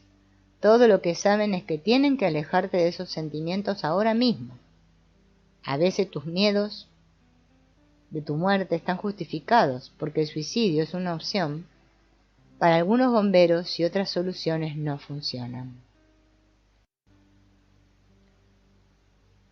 Mucha gente viene a la meditación para escapar de sus sentimientos, y encuentro que el uso de prácticas espirituales para trascender los propios exilios está muy extendido en las comunidades a las que trato. Tus bomberos te harán adicto a la práctica en parte porque es una gran solución para ellos. Te sientes bien mientras lo haces y a diferencia de otras adicciones en el menú, nadie está molesto contigo por hacerlo, incluidos tus propios gerentes. De hecho, la gente admira o envidia tu disciplina y te ve como santo. A diferencia de los gerentes, a los bomberos les encanta ir a los reinos superiores y perder el control. Cuanto más lejos de su dolor, mejor. En esos reinos superiores puedes acceder a mucho del ser puro, lo cual se siente genial, aunque no cura nada y puede hacer que los exiliados se sientan aún más abandonados. Mientras que los exiliados a menudo están desesperados por la redención, los bomberos son como niñeras para las partes más jóvenes, niñeras que no pueden hacer que los niños dejen de gritar o provocarle a su sistema oleadas de ansiedad o vergüenza. Por eso, los bomberos están desesperados por encontrar a alguien que haga sentir a los exiliados. Mejor, y a menudo, se convierten en reclutadores que buscan a esa persona o práctica especial. Nos convierten en buscadores que van de una meditación o de un líder espiritual a otro, buscando al que pueda hacer sentir mejor a esos exiliados de forma permanente. O, si encuentran uno que parece funcionar, se convierten en defensores y seguidores entusiastas. Mucha gente llega a las tradiciones espirituales con muchos exilios debido al intenso trauma de sus antecedentes, con la esperanza de alivio. Desafortunadamente, muchas espiritualidades no saben qué hacer con los traumas de las personas, más que ayudarlos a superarlos. Para que vivamos en esta cultura y no veamos el sufrimiento de sus exiliados ni sintamos la indignación de lo que le estamos haciendo a la tierra, necesitamos distracciones. Contamos con una plétora de actividades de bomberos para adormecer el dolor de esta lesión moral. El yo ve, siente y actúa para cambiar la injusticia, por lo que para no hacer nada de eso necesitamos drogas ilegales o medicamentos recetados, entretenimiento en los medios constantemente disponibles, trabajos que lo consumen todo y desvíos espirituales. Debido a que nuestra partícula yo es un aspecto de un campo vibratorio, resonará con el yo en otras personas y con el yo en nuestras partes. Los físicos están reconociendo cada vez más que todo en el universo vibra u oscila constantemente a diferentes frecuencias, incluso los objetos estacionarios. También han notado que cuando dos cosas se acercan, comienzan a vibrar en la misma frecuencia, es decir, se sincronizan.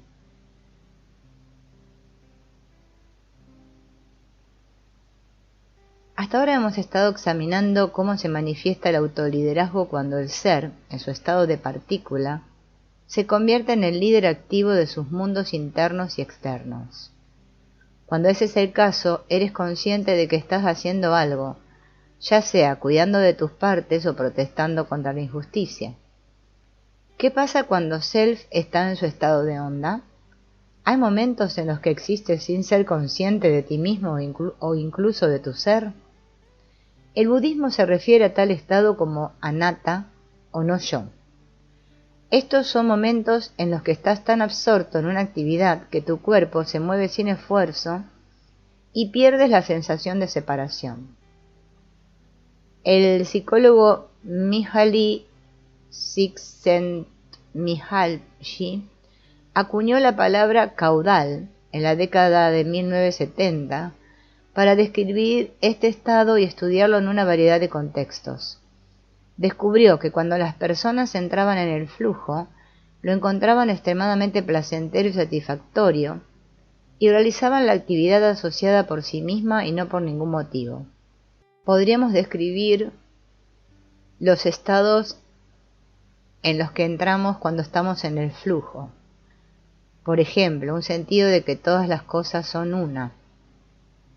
Nos damos cuenta de que un árbol y un río, o tú y yo, solo somos diferentes en la forma, en que dos olas del mar parecen estar separadas y distintas. En realidad ellos y nosotros somos parte del mismo océano, del ser.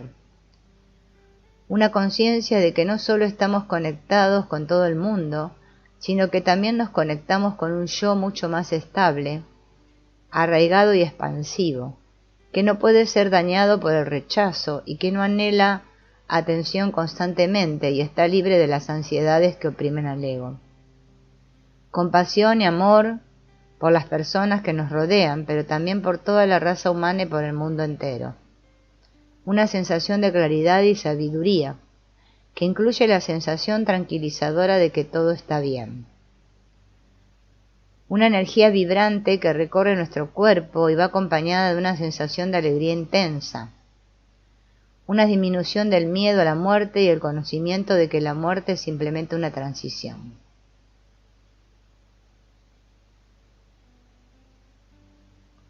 La interpretación menos materialista y aguafiestas de esta observación es que tiene sentido que la misma área del cerebro se apague si cada una de estas experiencias son aperturas al yo puro. El self no es un estado cerebral, en cambio es una esencia espiritual dentro de nosotros y a nuestro alrededor, como un campo que puede aquietar esa parte pensante del cerebro. Desde mi perspectiva, esto es lo que Ken Wilber llama experiencias de vistazo, en el sentido de que estamos obteniendo un vistazo o un atisbo de lo puro, el yo que siempre está ahí, solo que generalmente está oscurecido por nuestras partes y sus cargas. De hecho, estamos en comunión con Dios, si consideras que el ser es Dios dentro de nosotros. Estas cualidades que enumeré recién son similares a las 8C cubiertas anteriormente: conexión y claridad, somos parte del mismo océano, calma y confianza, todo está bien, compasión por todos y coraje, no más miedo a la muerte. Podemos imaginar que las personas también tocan las otras 2C, curiosidad, en términos de admiración por toda la experiencia y creatividad en forma de epifanías que a menudo informan. Estas experiencias de mirar, de acceder al ser puro y sentirse conectado con todo, ¿crean una mentalidad diferente? Los investigadores Kate Diebels y Mark Leary desarrollaron una breve escala de creencias en la unidad y correlacionaron el grado en que una persona tiene tales creencias con sus valores generales.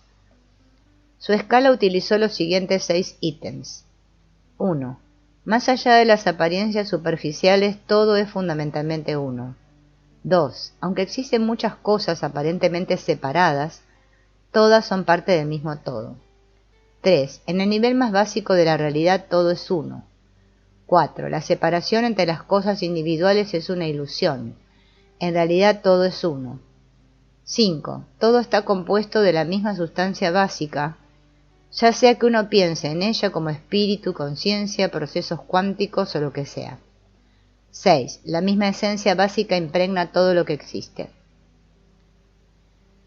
Encontraron que aquellos que puntuaron más alto en esta escala eran mucho más propensos a identificarse y sentirse conectados con personas distantes y con aspectos de la naturaleza que aquellos con puntajes más bajos. También eran más propensos a tener compasión por el bienestar de los demás porque se sentían conectados con una humanidad común, problemas comunes e imperfecciones. En otras palabras, experimentar un estado de sí mismo puro cambia a las personas. A medida que caen los velos de la separación y experimentan la realidad de nuestra interconexión, se vuelven más autónomos por dentro y por fuera. Ralph da Rosa sugiere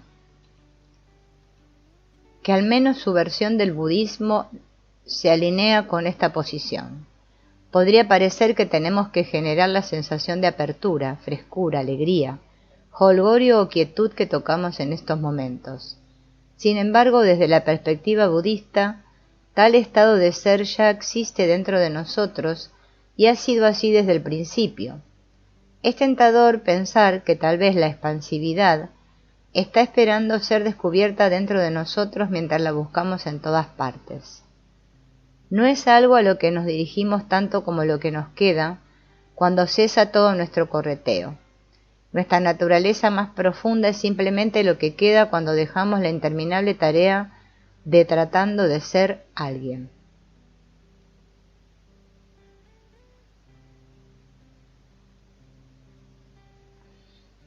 Estamos aquí para aprender un conjunto particular de lecciones de vida y el plan de elección ya está dentro de nosotros.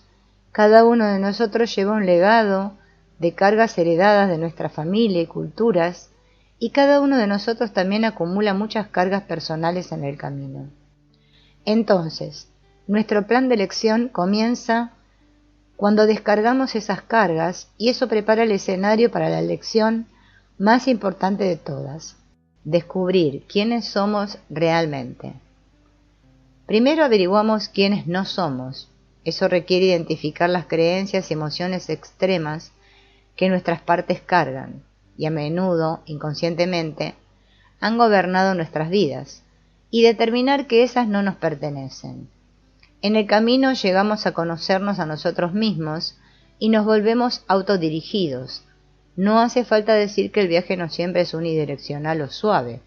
Cuando sabemos quiénes somos, cuando estamos en el ser, automáticamente nos relacionamos con los demás a partir de estas 8 palabras sé, y en consecuencia sabemos cómo comunicarnos de manera efectiva.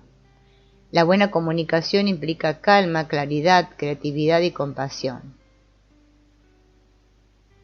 Cuando esto sucede, no es tan difícil como antes reparar las relaciones rotas, porque puedes trabajar mejor con las partes de ti que te minimizan o las que cargan con la vergüenza.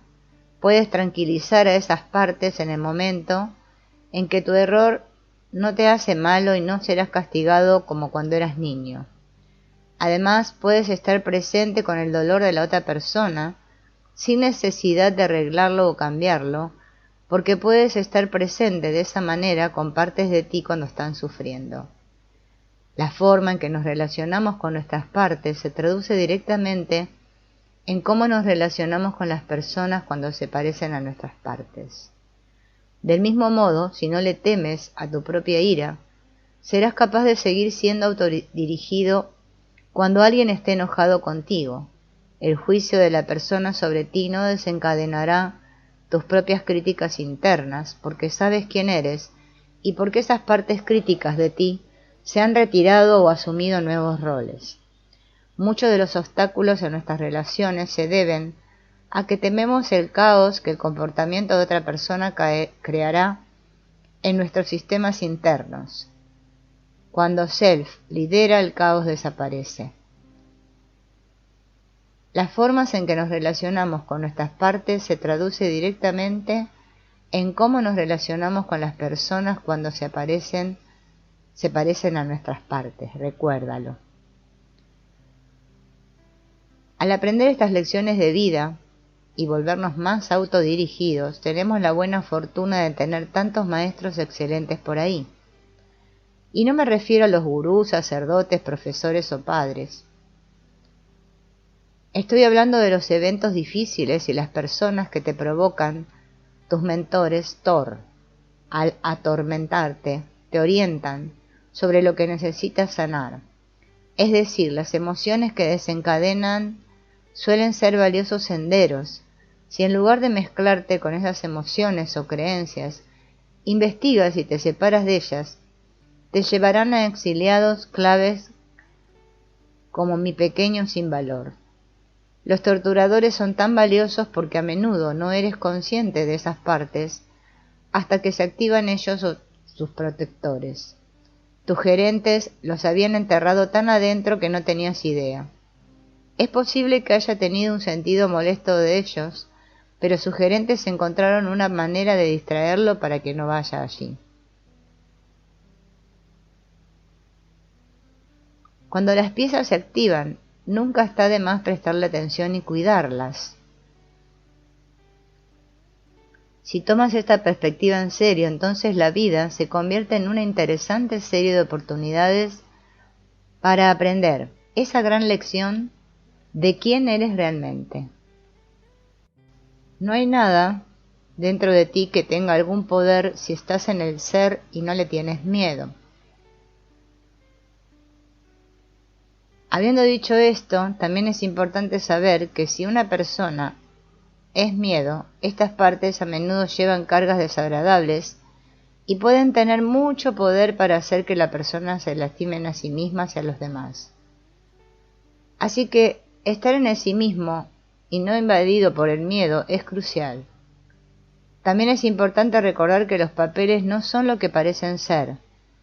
Y si puedes mantenerte centrado con ellos, revelarán sus historias secretas de cómo se vieron obligados a estar en esos roles extremos.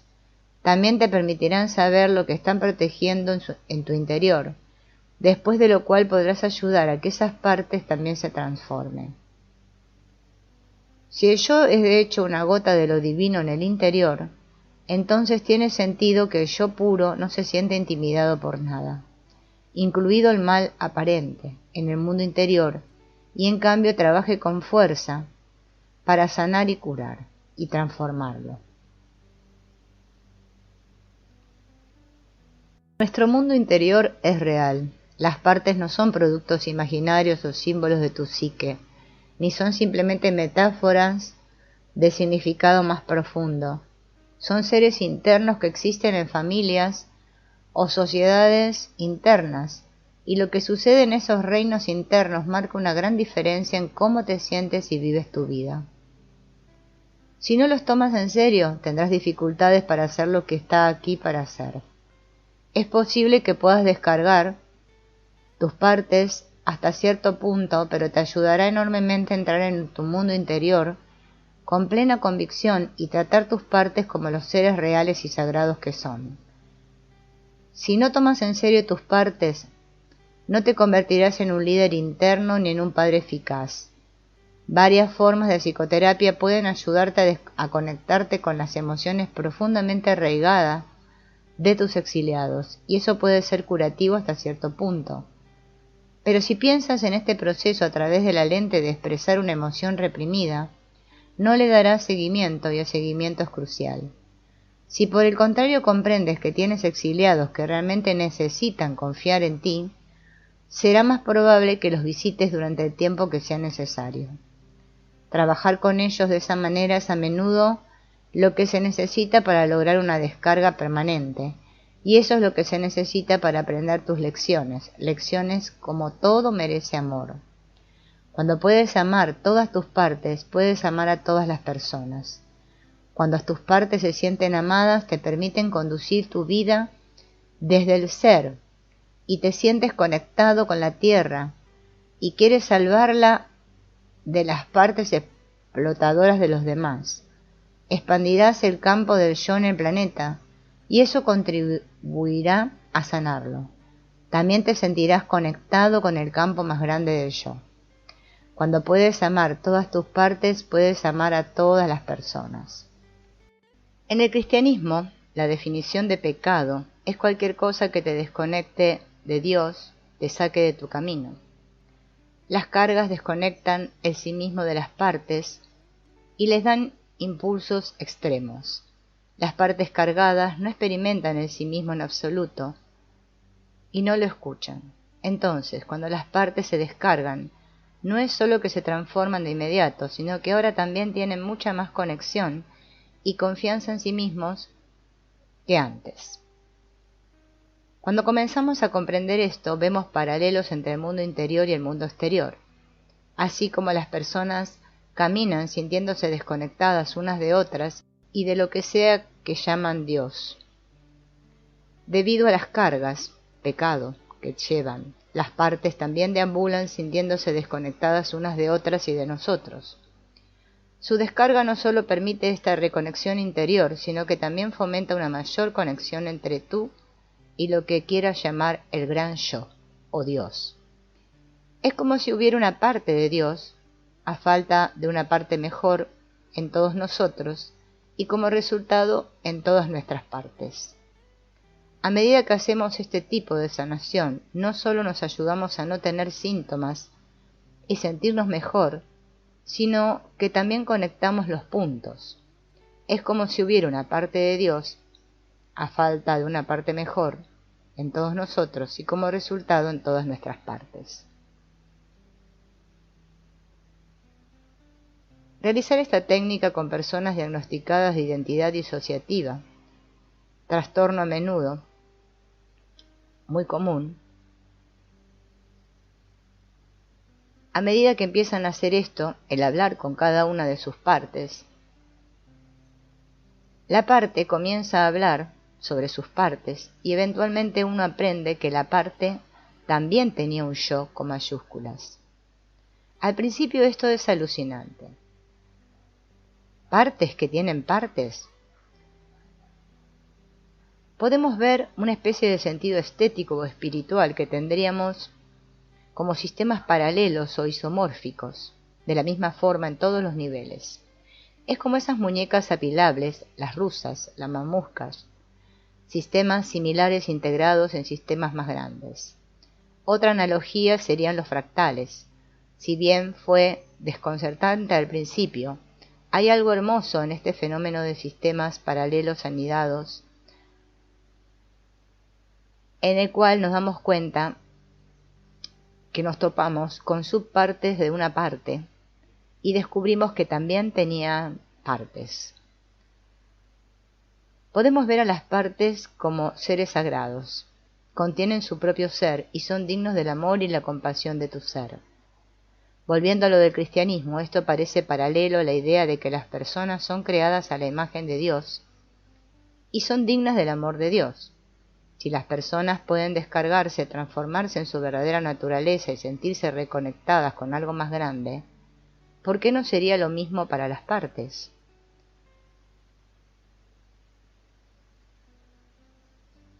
Un profesor llamado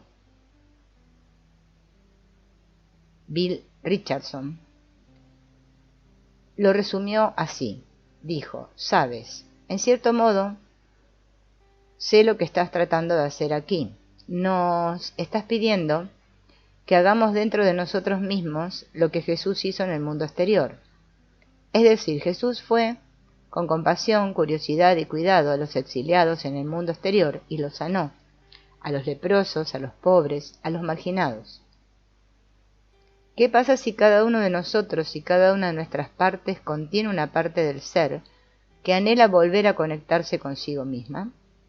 ¿Qué pasa si al ayudar a las partes a descargar y confiar en nuestro ser para que sintamos nuestra conexión con otras personas, con el planeta y con uno mismo, estamos sirviendo a este proyecto más grande de reconexión divina? Nuestra iluminación es mucho más brillante y sostenida si todos estamos involucrados y no tratamos al ego como esa parte mala que tenemos que dejar atrás en el camino para alcanzar esa iluminación. Nuestras partes anhelan la conexión con nuestro ser, tanto como anhelamos conectarnos con Dios o con nosotros mismos. Cuando las personas dedican tiempo a explorar en su interior, todas llegan a la misma conclusión, que este ser es lo que realmente somos. Es lo que más a menudo se llama despertar o iluminación, es la realización encarnada de este hecho. Y ese cambio de identificarse con sus partes y sus cargas a identificarse con su ser tiene profundas implicaciones. De lo que estamos hablando trasciende cualquier religión en particular y ni siquiera requiere que creas en algo espiritual. Solo que llegues a aceptar que existe esta hermosa esencia en ti y en todos los demás, y que se puede acceder simplemente abriendo espacio interior. Algunas meditaciones hacen esto vaciando la mente. Pero nosotros, en lugar de luchar con las partes que no quieren vaciarse, les pedimos amorosamente que abran un espacio interior durante unos minutos, y luego encontramos que el ser emerge, de forma inmediata y espontánea. Nuevamente, todo esto es mucho hablar hasta que realmente lo experimentas por ti mismo. Veamos algunos ejercicios para ayudarte a conocer mejor tus partes y traerlas más a tu yo. Meditación del dilema. Una vez más te invito a ponerte cómodo y respirar hondo y pensar en un dilema de tu vida, uno que estés enfrentando actualmente o uno que hayas enfrentado en el pasado. Elige un tema en el que hayas experimentado muchos conflictos. Y mientras te enfocas en ese dilema, observa las partes a cada lado y observa cómo luchan entre sí. Y luego observa cómo se siente hacia esa batalla o hacia esa parte de la batalla. Ahora vamos a conocer cada una de esas partes, una a la vez. Para ello vas a pedirle a uno de ellos que entre en una especie de sala de espera. Eso creará un límite que permitirá que la persona con la que estás trabajando actualmente se relaje un poco. Así que primero conoce al que no está en la sala de espera. Y de nuevo, nota lo que estás sintiendo hacia eso. Si sientes algo negativo, vamos a pedirles a las partes asociadas con esos sentimientos negativos que te permitan conocerlo durante unos minutos. No le vamos a dar a la parte atendida más poder para hacerse cargo y obtener lo que quiera, solo vamos a tratar de llegar a conocerlo. Para hacer eso, el que tienes en la sala de espera o cualquiera de sus aliados que están dando a conocer necesita sacarte su energía. Puedes asegurarle, es decir, al que está en la sala de espera, que también pasará un tiempo contigo, así que tal vez eso lo ayude a ser un poco más paciente. Si tú puedes llegar a un punto en el que al menos sientas curiosidad por el que no está en la sala de espera, sigue adelante y sigue tu curiosidad y pregúntale qué quiere que sepas sobre su posición. ¿Por qué toma una posición tan fuerte en este tema? ¿Qué teme que pase si el otro se hace cargo y gana la batalla? Mientras lo escuchas, no tienes que estar de acuerdo o en desacuerdo, simplemente hazle saber a la parte que te respeta, que te importa, que estás ahí con ella y que la escuchas. Y mira cómo reacciona. En el próximo minuto, más o menos, pídele a la parte con la que has estado hablando que vaya a una sala de espera separada. Luego deja salir al otro para que puedas conocerlo de la misma manera. Y nuevamente estás tratando de tener un corazón abierto y una mente abierta mientras escuchas su lado. No tienes que estar de acuerdo, simplemente quieres saber de dónde viene, por qué está tan preocupado por esto, qué teme que sucedería si el otro lado ganara y así sucesivamente. Después de haber trabajado con esta segunda parte por un tiempo, pregúntale si estaría dispuesta a hablar con la otra parte directamente. Asegúrale que está allí para mediar y asegurarse de que se respeten entre sí. Está bien si la parte no está dispuesta a hacer eso. Si eso sucede, no darás los siguientes pasos, pero si está dispuesta, invita a la otra que venga y se siente con ustedes dos. Ahora vas a ser tu terapeuta, el terapeuta de ellas, partes, mientras hablan entre ellas sobre ese tema. Y nuevamente, tu trabajo no es tomar partido, es solo ayudarlas a conocerse de una manera diferente y asegurarte de que se respetan cuando hablan. Recuérdales que ambas partes son parte de ti, por lo que tienen eso en común. Luego, solo mira cómo reaccionan a medida que se conocen de esta manera y observa lo que sucede con el dilema. En algún momento haz una pausa en la discusión y hazle saber a ambas partes que pueden reunirse con ellas más regularmente de esta manera y pregúntales si estarían dispuestas a brindarte su opinión sobre los dilemas en el futuro. Luego confía en ti para tomar la decisión final. Actuarían más como asesores para ti, en lugar de tener la responsabilidad de tomar decisiones más importantes como esta por tu cuenta. Ve cómo reaccionan a esa idea. Como antes, puede ser útil recordarles quién eres, en cuanto a la edad, etc., y quién no eres. En el siguiente minuto, agradézcale a ambos por todo lo que hicieron y asegúrate de recordarles que intentarás regresar. Luego comienza a cambiar tu enfoque hacia el mundo exterior. Si tus partes cooperaron, es probable que descubras que realmente no se conocían. Esto se debe a que han estado en roles polarizados entre ellos y tenían visiones extremas de quién era el otro. Vemos lo mismo en los conflictos internacionales, en los conflictos de pareja, de las empresas, etc. Cuanto más extremo se vuelve un lado, más tiene que volverse extremo el otro lado de la otra dirección.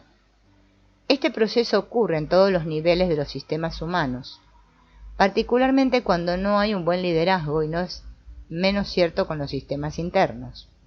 La mayoría de nosotros hemos descuidado nuestros mundos internos y hemos dejado que estos niños internos traten de tomar estas grandes decisiones y las analicen mientras hemos estado ocupados aquí. Una oportunidad en esto probablemente no sea suficiente para detener la batalla, porque las puestas se sienten muy altas por cada parte, y la idea de relajarse por completo es un anatema para ellos. Pero al menos se sienten un poco más conectados contigo y entre ellos. Este es el tipo de nuevo liderazgo que puedes probar en tu interior. Realmente es el mismo enfoque para trabajar cuando tratamos con una pareja. Se escucha uno, se escucha el otro, y al hacerlo uno establece una conexión para que ambos confíen en el terapeuta.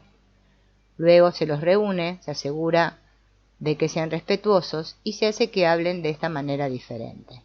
Ahora veremos otro ejercicio. Se llama trabajando con un protector desafiante. Tómate un segundo, ponte cómodo, como si fueras a meditar, y piensa en una parte de ti que realmente te molesta o se interpone en tu camino. Una de la que tengas mucha vergüenza o una de la que le tengas miedo. Tómate un segundo para pensar en ella. En realidad lo que estás buscando es más una parte protectora que una vulnerable real. Algunas personas se enfocan de inmediato en sus críticos internos para este ejercicio y por lo tanto, si tiene problemas para encontrar uno, eso generalmente funciona.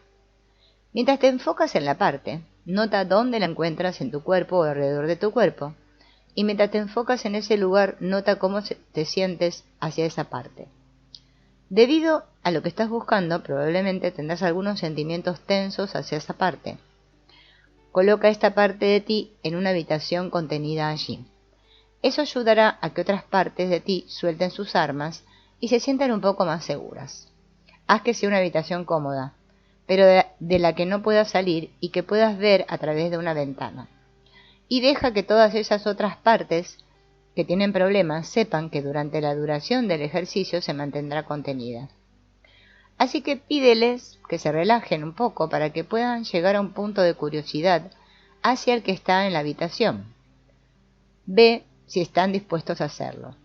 Si no están dispuestos a separarse de nuevo, está bien. Puedes pasar el resto del tiempo simplemente conociéndolos y sus miedos de esa otra parte o los problemas que tienen con ella. Si pueden llegar a un punto de curiosidad o cualquier tipo de apertura hacia la parte que está en la habitación, hágaselos saber y fíjate lo que quieren que sepan mientras permanece contenido. Mira, sí,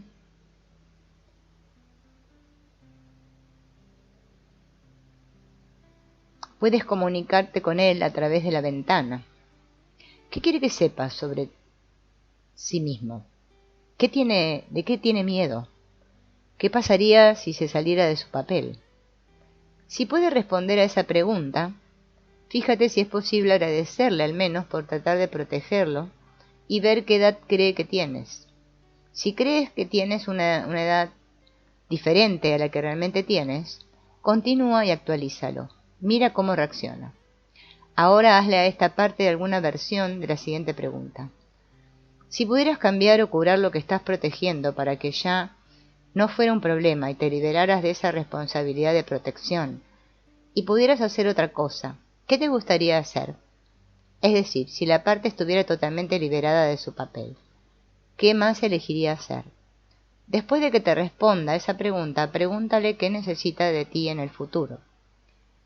Luego verifica con tus otras partes antes de que nos detengamos. Solo mira cómo reaccionan al presenciar esta conversación que tuviste con la parte protectora. Cuando sea el momento adecuado, te invito a terminar allí agradeciendo a tus partes por cualquier cosa que hayan dejado pasar, haciéndoles saber que esta no es su última visita. Tomando respiraciones profundas nuevamente, cambia tu enfoque hacia el exterior. Hace algunos años fui invitado a presentar brevemente al Dalai Lama en una conferencia llamada Mind and Life Europe. Hablé con él sobre lo que he estado cubriendo aquí y luego le hice una pregunta. Su santidad nos pide que ofrezcamos compasión a las personas que son nuestros enemigos, o al menos que pensemos en ellos con compasión. ¿Cómo sería si hiciéramos eso también con nuestros enemigos internos? De eso se trata este ejercicio. Ayudarlos a ir a tus enemigos internos. Tener compasión por ellos puede ser difícil al principio, pero idealmente comenzamos con una mente abierta y realmente tratamos de llegar a conocerlos. No sé si esto te sucedió a ti, pero si sigues con eso y sigues haciendo preguntas que no son amenazantes, estos enemigos internos revelarán sus historias secretas de cómo se vieron obligados a desempeñar estos roles y qué están protegiendo y cómo, en muchos casos, eran realmente héroes. Como escribió Henry Wadsworth Longfellow, si pudiéramos leer la historia secreta de nuestros enemigos, encontraríamos en la vida de cada hombre suficiente pena y sufrimiento. Todas son partes buenas obligadas a desempeñar roles que no les gustan. Vamos a un enemigo interno y escuchamos sus historias secretas e inevitablemente se disuelve toda la hostilidad en otras partes de ti a las que no les gustó. Eso es realmente genial para los enemigos internos. Todos son partes buenas forzadas a roles que no les gustan, que no se merecen y están ansiosas por irse, pero simplemente no creen que sea lo suficientemente seguro hacerlo. Parte de por qué no creen que sea seguro es porque no confían en ti como líder. El venir a ellos de esta manera está ayudando a construir esa confianza. Mientras haces este trabajo es posible que descubras que las cosas comienzan a cambiar tanto en tu vida interior como en tu vida exterior. A medida que adoptas este paradigma diferente, es difícil mirar a las personas de la misma manera, lo que significa que comienzas a relacionarte con ellas de una manera diferente. Algunas personas pueden tener problemas con estos cambios en ti, pero algunas personas seguramente lo agradecerán. El ser está en todos. Además, no puede dañarse, no tiene que desarrollarse y posee su propia sabiduría sobre cómo sanar las relaciones internas y externas. Esto es lo que cambia todo. El ser está justo debajo de la superficie de nuestras partes protectoras, de modo que cuando le abrimos espacio, surge espontáneamente, a menudo de manera repentina y universal. Ahora te contaré un ejercicio para conocer a un protector. Tómate un segundo y ponte cómodo. Prepárate como lo harías si fueras a meditar. Si te ayuda, respira profundamente. Te invito a hacer un escaneo de tu cuerpo y de tu mente, notando en particular cualquier pensamiento, emoción, sensación o impulso que se destaque. Mientras lo haces, nota si una de esas emociones, pensamientos, sensaciones o impulsos te está llamando. Sientes que quiere tu atención. Si es así, intenta concentrarte exclusivamente en esa parte durante 1 minuto y fíjate si puedes notar dónde parece estar ubicada en tu cuerpo o alrededor de tu cuerpo. Mientras lo notas, nota cómo tu sentir hacia ella es diferente. Es decir, ¿te desagrada? ¿Te molesta? ¿Le tienes miedo? ¿Quieres deshacerte de él? ¿Dependes de ello? Estamos notando que tienes una relación con este pensamiento, emoción, sensación o impulso. Si sientes algo además de una especie de apertura o curiosidad hacia eso, entonces pide a las partes tuyas que no te gustan o que tienen miedo o que tienen otro sentimiento extremo al respecto, que simplemente se relajen por dentro y le den un poco de espacio. Si no puedes llegar a este curioso lugar, está bien.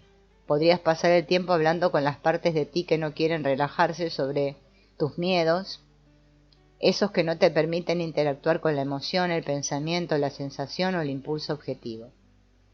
Pero si puedes entrar en ese lugar conscientemente, en relación con el objetivo, entonces es seguro que comenzarás a interactuar con él. Esto puede parecerte un poco extraño, pero pruébalo. Y con esto quiero decir que cuando te enfocas en esta emoción o impulso o pensamiento o sensación y lo notas en ese lugar de tu cuerpo, pregúntale si hay algo que quiere que sepas, y luego espera una respuesta. No pienses en la respuesta. Solo espera en silencio, con tu atención en ese lugar de tu cuerpo hasta que llegue una respuesta. Y si no llega, también está bien. Si obtienes una respuesta, entonces puedes preguntar qué teme que suceda si no hicieras esto dentro de ti. ¿Qué teme que pasaría si no hicieras lo que hace? Y si responde esa pregunta, entonces probablemente aprenderás algo sobre cómo estás tratando de protegerte. Si eso es cierto, entonces verás si es posible extenderle un poco de aprecio, pero al menos tratar de mantenerlo a salvo y ver cómo reacciona a tu aprecio. Luego pregúntale a esa parte de ti qué necesita de ti en el futuro. Cuando sea el momento adecuado, cambia tu enfoque hacia el mundo exterior y observa tu entorno. Y agradece a tus partes por lo que te permitieron hacer y hazles saber que esa no es su última oportunidad de tener una conversación contigo, porque planeas llegar a conocerlos aún más. Estas emociones, sensaciones, pensamientos, impulsos y otras cosas son emanaciones de partes llamadas senderos. Esto se debe a que cuando te enfocas en uno, es como si estuvieras iniciando un camino que te llevará a la parte de donde emana ese pensamiento, emoción, impulso, sensación. Y a medida que vayas conociendo esa parte, aprenderás que no se trata solo de ese pensamiento, sensación, impulso o emoción. Te hará saber que tienes toda una gama de sentimientos y pensamientos y puede informarte sobre el papel que desempeña y por qué hace lo que hace.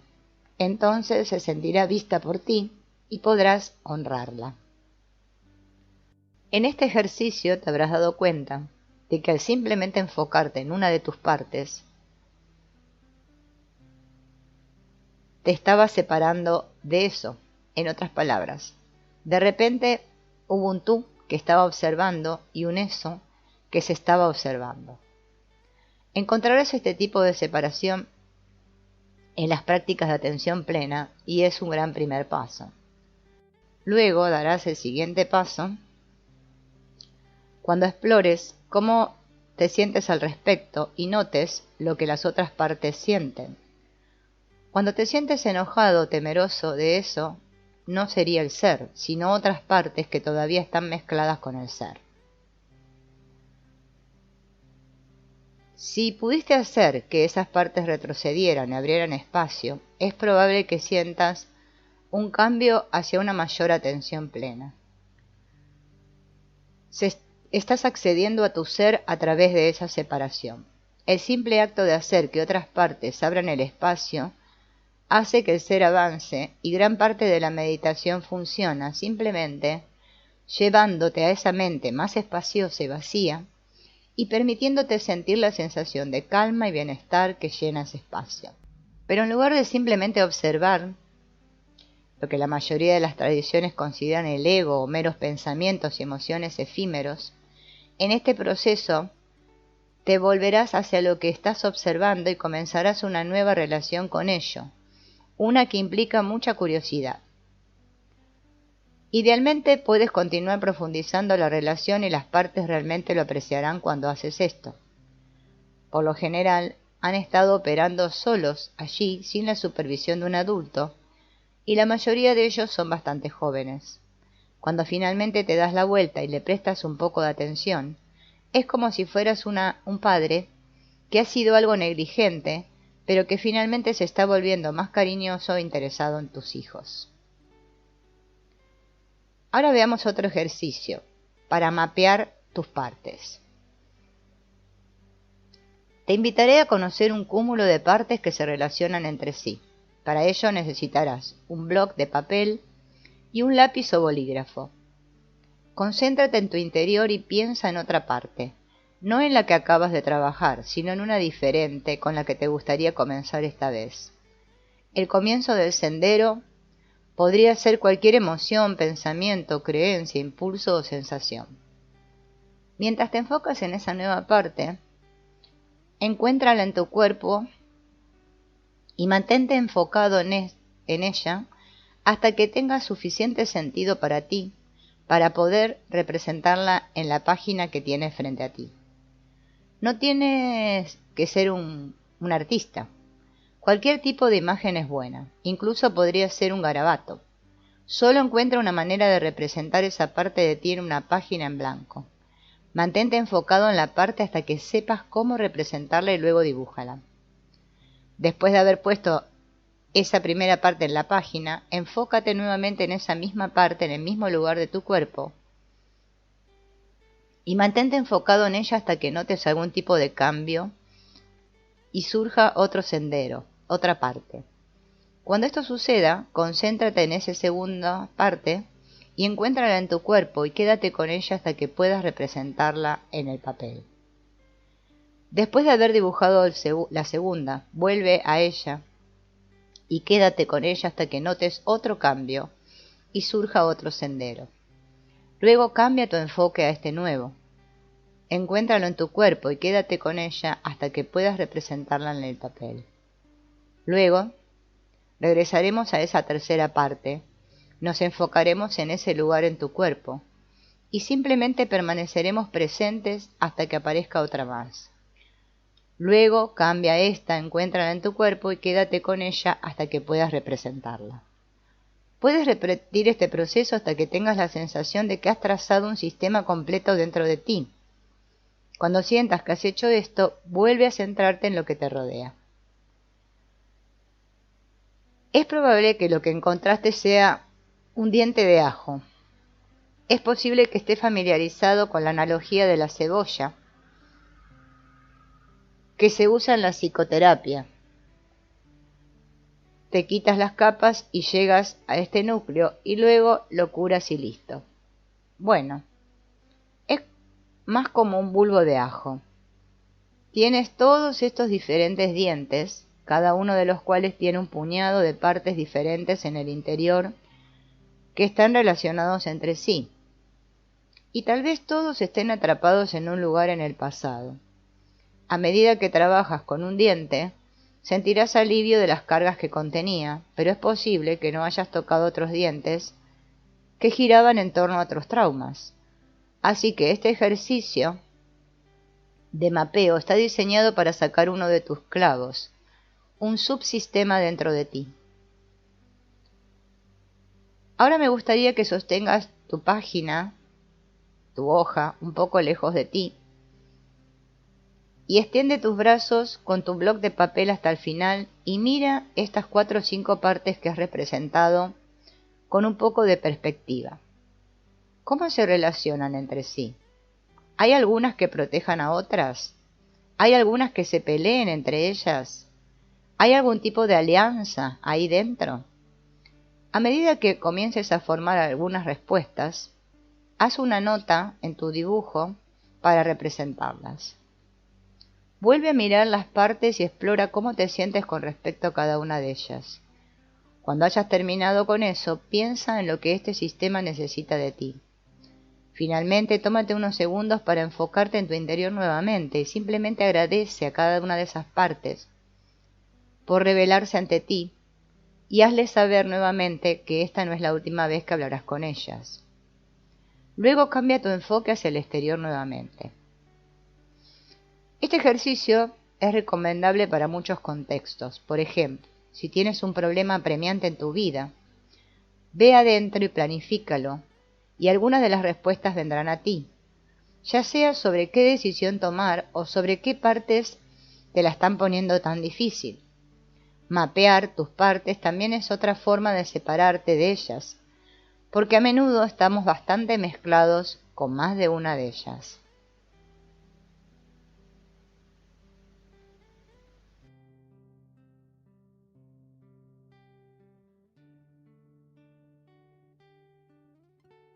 Utilizamos el término mezclados para describir el fenómeno en el que una parte fusiona su perspectiva, emoción, creencia e impulsos con tu ser.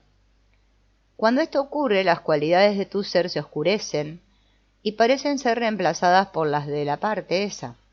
Puedes sentirte abrumado por el miedo, la ira o la apatía. Podrías disociarte, confundirte o tener antojos. Es decir, temporalmente te conviertes en la parte que se ha fusionado contigo. Eres la niña temerosa o el niño pequeño que hace pucheros que alguna vez fuiste. ¿Por qué se mezclan las partes? Las partes protectoras se mezclan porque creen que tienen que manejar situaciones en su vida. Ellas no confían en tu ser para hacerlo. Por ejemplo, si tu padre te golpeó cuando eras niño y no pudiste detenerlo, tus partes perdieron la confianza en la capacidad de tu ser para proteger el sistema y en cambio llegaron a creer que tenían que hacerlo. Para hacer el paralelo con las familias externas, se convierten en niños internos parentificados. Es decir, tienen la responsabilidad de protegerte, a pesar de que, al igual que los niños con padres externos, no están equipados para hacerlo. Las partes a menudo se vuelven extremas en sus esfuerzos de protección y se apoderan de su sistema mezclándose. Algunos lo vuelven hipervigilante, otros hacen que reaccione de forma exagerada con enojo ante los desaires percibidos, otros lo hacen algo disociativo todo el tiempo, o hacen que se disocie por completo ante las amenazas percibidas. Algunos se convierten en críticos internos cuando intentan motivarlo para que se vea o se desempeñe mejor, o intentan avergonzarte para que no corras riesgos. Otros hacen que cuides a todos los que te rodean y te descuides a ti mismo. La lista de roles protectores comunes en los sistemas traumatizados podría seguir y seguir. El punto aquí es que estos síntomas y patrones son las actividades de partes jóvenes y estresadas que a menudo están congeladas en el tiempo durante traumas anteriores y creen que todavía eres bastante joven e impotente. A menudo creen que deben mezclarse de la forma en que lo hacen o sucederá algo terrible. A menudo que morirás. Dado que están atrapados en el pasado, tienen sentido que creas esto. Algunos de nosotros estamos mezclados con algunas partes la mayor parte del tiempo y estamos tan acostumbrados que ni siquiera pensamos que las creencias que mantenemos en consecuencia son extremas. Simplemente tenemos una sensación de fondo de que somos un fraude, que no debemos confiar plenamente en nadie, o que tenemos que trabajar constantemente para evitar empobrecernos. Es posible que ni siquiera seamos conscientes de tales creencias, sin embargo, esas cargas gobiernan nuestras vidas y nunca se examinan ni se cuestionan. Otras partes solo se mezclan cuando se activan. Alguien nos rechaza y de repente estamos inundados de vergüenza. Un conductor nos corta el paso y nos inunda la rabia. Tenemos que prepararnos para una presentación y tenemos un ataque de pánico. Sabemos que son reacciones exageradas, pero no tenemos una idea real de por qué nos enfadamos tanto. Y debido a que nunca preguntamos por dentro, simplemente nos consideramos personas susceptibles, enojadas o ansiosas. Es importante recordar que independientemente de lo fusionados que estemos, el ser sigue ahí, nunca desaparece. En la antigüedad, cuando había un eclipse solar y de repente oscurecía porque la luna tapaba al sol, la gente entraba en pánico creyendo que el sol había desaparecido. Como el sol, el ser puede oscurecerse temporalmente, pero nunca desaparece. Cuando la luna pasa o las nubes se disipan, el sol brilla más que nunca. De manera similar, cuando las partes se disuelven, la energía nutritiva del ser vuelve a estar fácilmente disponible y las partes se sienten reconfortadas al sentir la presencia de un líder interno tan fuerte y amoroso. Las partes combinadas nos brindan las proyecciones, transferencias y otros puntos de vista retorcidos que son el pan y la mantequilla de la psicoterapia. La visión del ser no está filtrada por esas disociaciones. Cuando estamos en el ser, vemos el dolor que impulsa a nuestros enemigos en lugar de solo ver sus partes protectoras. Los protectores solo ven a los protectores de los demás. La claridad del ser te da una especie de visión de rayos X, por lo que ves detrás de los protectores de la otra persona a su vulnerabilidad, y a su vez tu corazón se abre a ellos. El yo también siente el yo en todos y en consecuencia tiene un profundo sentido de conexión, así como un fuerte deseo de conectarse con el yo de los demás. Este sentido de conexión tiene un elemento espiritual que exploraremos luego. Nos sentimos conectados con el espíritu, el Tao, Dios, Brahman, el gran yo. Sentimos eso porque estamos conectados a él. Cuando nos mezclamos con las partes cargadas, perdemos todo sentido de esta conexión y nos sentimos separados unos de los otros y del espíritu, solos y solitarios. Aquí hay otro paralelo entre los sistemas internos y externos. Después de que están agobiados, nuestras partes se sienten solas y desconectadas unas de otras y de nuestro ser. No se dan cuenta de que todos están afectados por lo que les sucede a los demás y son amados por sí mismos. Nosotros tampoco nos damos cuenta. Por lo tanto, encontrar piezas mezcladas y ayudarlos a confiar en que es seguro separarlas es una parte crucial. En el ejercicio del mapeo, el simple hecho de notar partes y representarlas en una página a menudo crea suficiente separación de ellas para que puedas tener una perspectiva diferente. Al igual que la vista de una ciudad desde 10.000 pies, puedes ver más claramente los roles que asumen y cómo funcionan como un sistema. Una vez que estás fuera de los árboles, puedes ver el bosque. No solo puedes verlo mejor, sino que es más fácil preocuparse por cada uno de ellos cuando se está por encima, en lugar de en medio del fuego cruzado. Cuando te separas lo suficiente de las partes que odian tu miedo, por ejemplo, de repente ves que no es un manojo de neurosis irracionales, sino una pequeña parte asustadiza, como un niño que necesita ser consolado. Tienes compasión por el pequeño y quieres abrazarlo en lugar de regañarlo. Te das cuenta de que sostener partes realmente funciona. Ya no te atormenta el miedo. Muchas tradiciones espirituales enfatizan la importancia de amarse o al menos tener compasión por uno mismo. Por ejemplo, Christine Neff y Chris Hermer han traído al público un gran y maravilloso movimiento llamado Mindfulness Self-Compassion, basado en algunas prácticas budistas. Esto hace que estas prácticas sean un poco más concretas al ayudarnos a extender el cuidado y la atención a partes específicas que están sufriendo o que son antiguos enemigos, y podemos notar cómo reaccionan. Además, mientras que algunas tradiciones enseñan que tienes que desarrollar el músculo de la compasión con prácticas específicas, podemos tomar conciencia de que el ser ya está lleno de compasión. Simplemente necesita ser liberado, no fortalecido. Las prácticas pueden ser útiles para ayudar a las partes a confiar en que es seguro liberar la compasión, y eso puede acelerarse conociendo y abordando sus miedos al hacerlo. La mayoría de las meditaciones pueden verse como prácticas de separación, ya sea que te separes conscientemente de los pensamientos y las emociones al notarlos, desde un lugar de tranquila aceptación, o al repetir un mantra que los pone a dormir. Así estás accediendo al ser. A medida que estas meditaciones te ayudan a tener más calma, confianza, claridad, compasión, coraje, creatividad, curiosidad y conexión en tu vida, tus partes llegan a confiar más en tu ser para liderar internamente y afuera. Vamos a experimentar el siguiente ejercicio que se llama disociación y encarnación. Esta es una breve meditación. Te animo a probarla como una práctica diaria.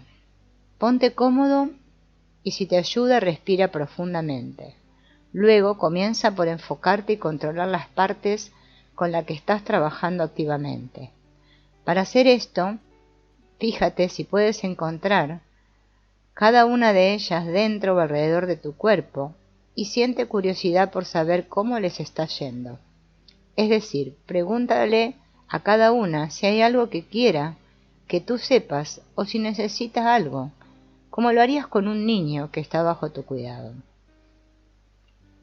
A medida que las vayas conociendo, en algún momento ayúdale a que te conozcan mejor a ti, a tú que está con él ahora, ya que la mayoría de las veces estas partes no te conocen realmente.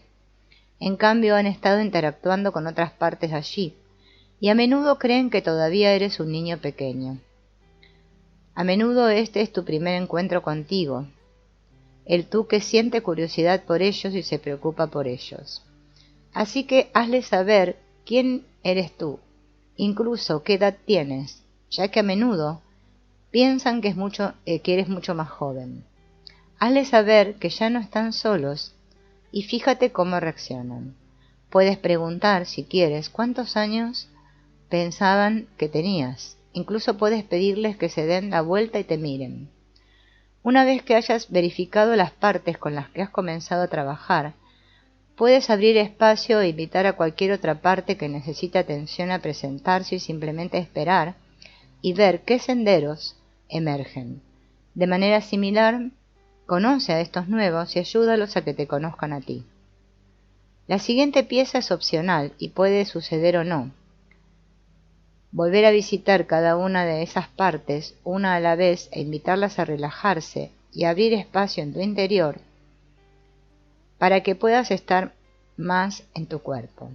Si una parte está dispuesta a hacer eso, notarás un cambio palpable en tu cuerpo o en tu mente hacia una mayor amplitud y paz en ese lugar donde la parte parece residir.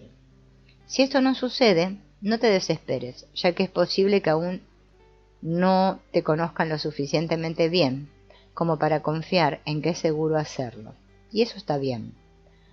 Si se separan, nota ese sentido más encarnado y espacioso de quién eres y las cualidades que sientes cuando estás en ese lugar.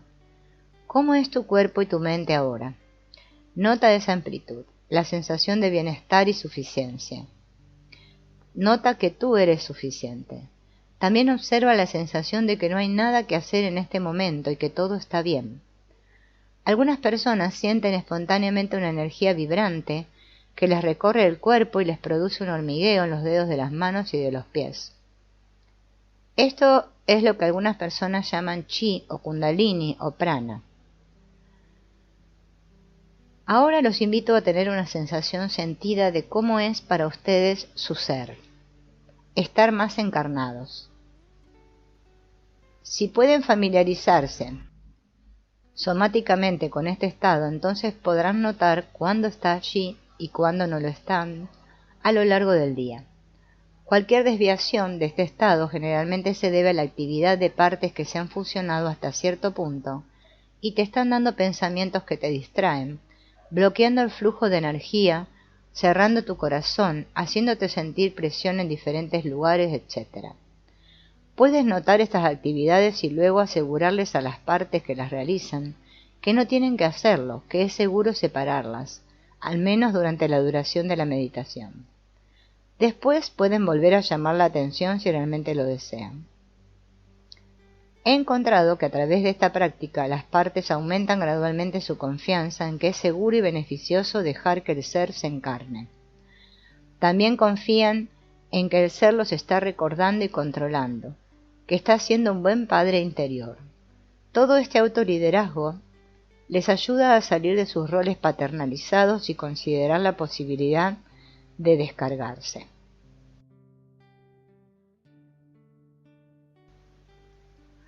Este tipo de separación no tiene por qué limitarse a sesiones de 20 minutos.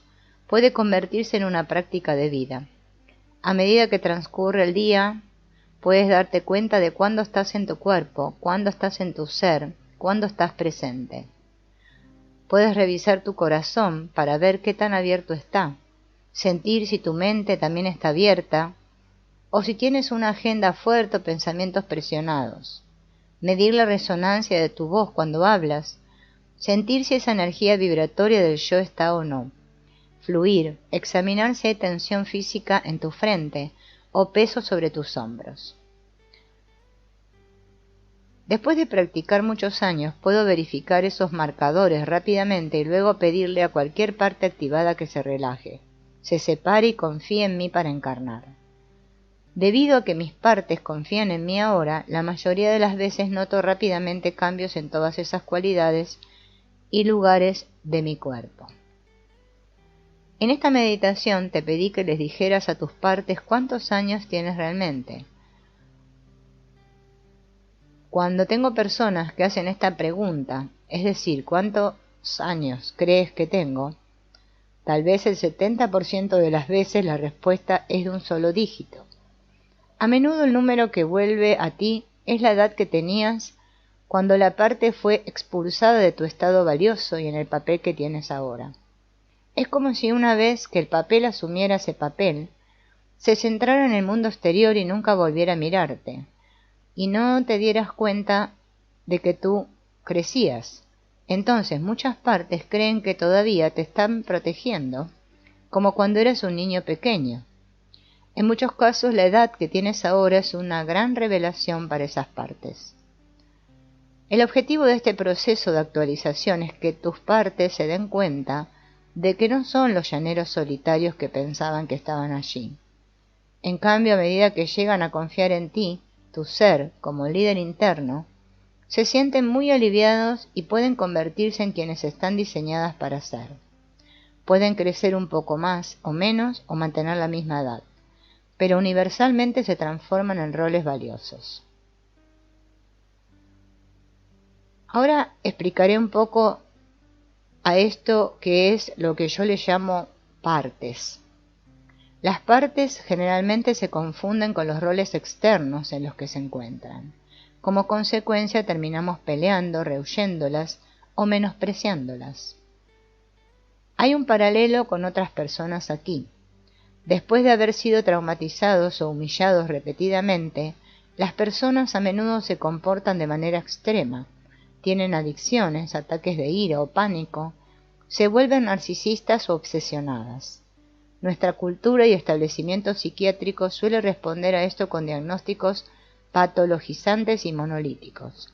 Sin embargo, gracias a los heroicos esfuerzos de Bessel van der Kolk y otros, como Gabor Maté, en el campo de las adicciones, esta tendencia ha comenzado a cambiar y podemos ver esos extremos como el producto de sus historias traumáticas o negligentes, desde las cuales pueden ser liberados. Ni las partes ni las personas son inherentemente defectuosas o destructivas. Todos tenemos estas partes, y todas son valiosas hasta que se agobian y se ven obligadas a desempeñar roles distorsionados por lo que sucedió al principio de nuestra vida. Esta técnica comienza con un proceso que te permite volver a transformarte totalmente en tus estados naturalmente valiosos. Cuando eso sucede, no solo la parte sale de tu papel extremo, sino que ahora tienes acceso a sus cualidades y recursos con los que no podías conectarte antes. Las partes son pequeños seres internos que están haciendo todo lo posible para mantenerte a salvo. Resulta que las partes no son aflicciones y no son el ego. Tienen personalidades de rango completo. Cada una de ellas tiene diferentes deseos, edades, opiniones, talentos y diferentes recursos. En lugar de ser simplemente molestias o aflicciones, son seres interiores maravillosos. Es el estado natural de la mente tener partes. No son el producto de un trauma o de la interiorización de voces o energías externas. Es solo la forma en que estamos construidos, y eso es bueno porque todas nuestras partes tienen cualidades y recursos valiosos para brindarnos. Por lo tanto, la parte enojada no es un manojo de ira. Si la escuchas con la mente abierta, escucharás que tienes mucho por lo que estar enojado, pero también tiene miedo y tristeza, y esa parte está haciendo todo lo posible para mantenerte a salvo al estar enojado. Recuerda que las partes tienen diferentes deseos, edades, emociones y opiniones, por lo que son como pequeñas personas internas, y debido a que la mayoría son bastante jóvenes, son más como niños internos. Cuando eras joven y experimentaste traumas o lesiones por apego, no tenías suficiente cuerpo o mente para protegerte. Tu ser no pudo proteger tus partes, por lo que tus partes perdieron la confianza en tu ser como líder interno. Es posible que incluso hayan empujado a su ser fuera de tu cuerpo y hayan recibido el golpe ellos mismos. creían que tenían que hacerse cargo y protegerte a ti y a tus otras partes.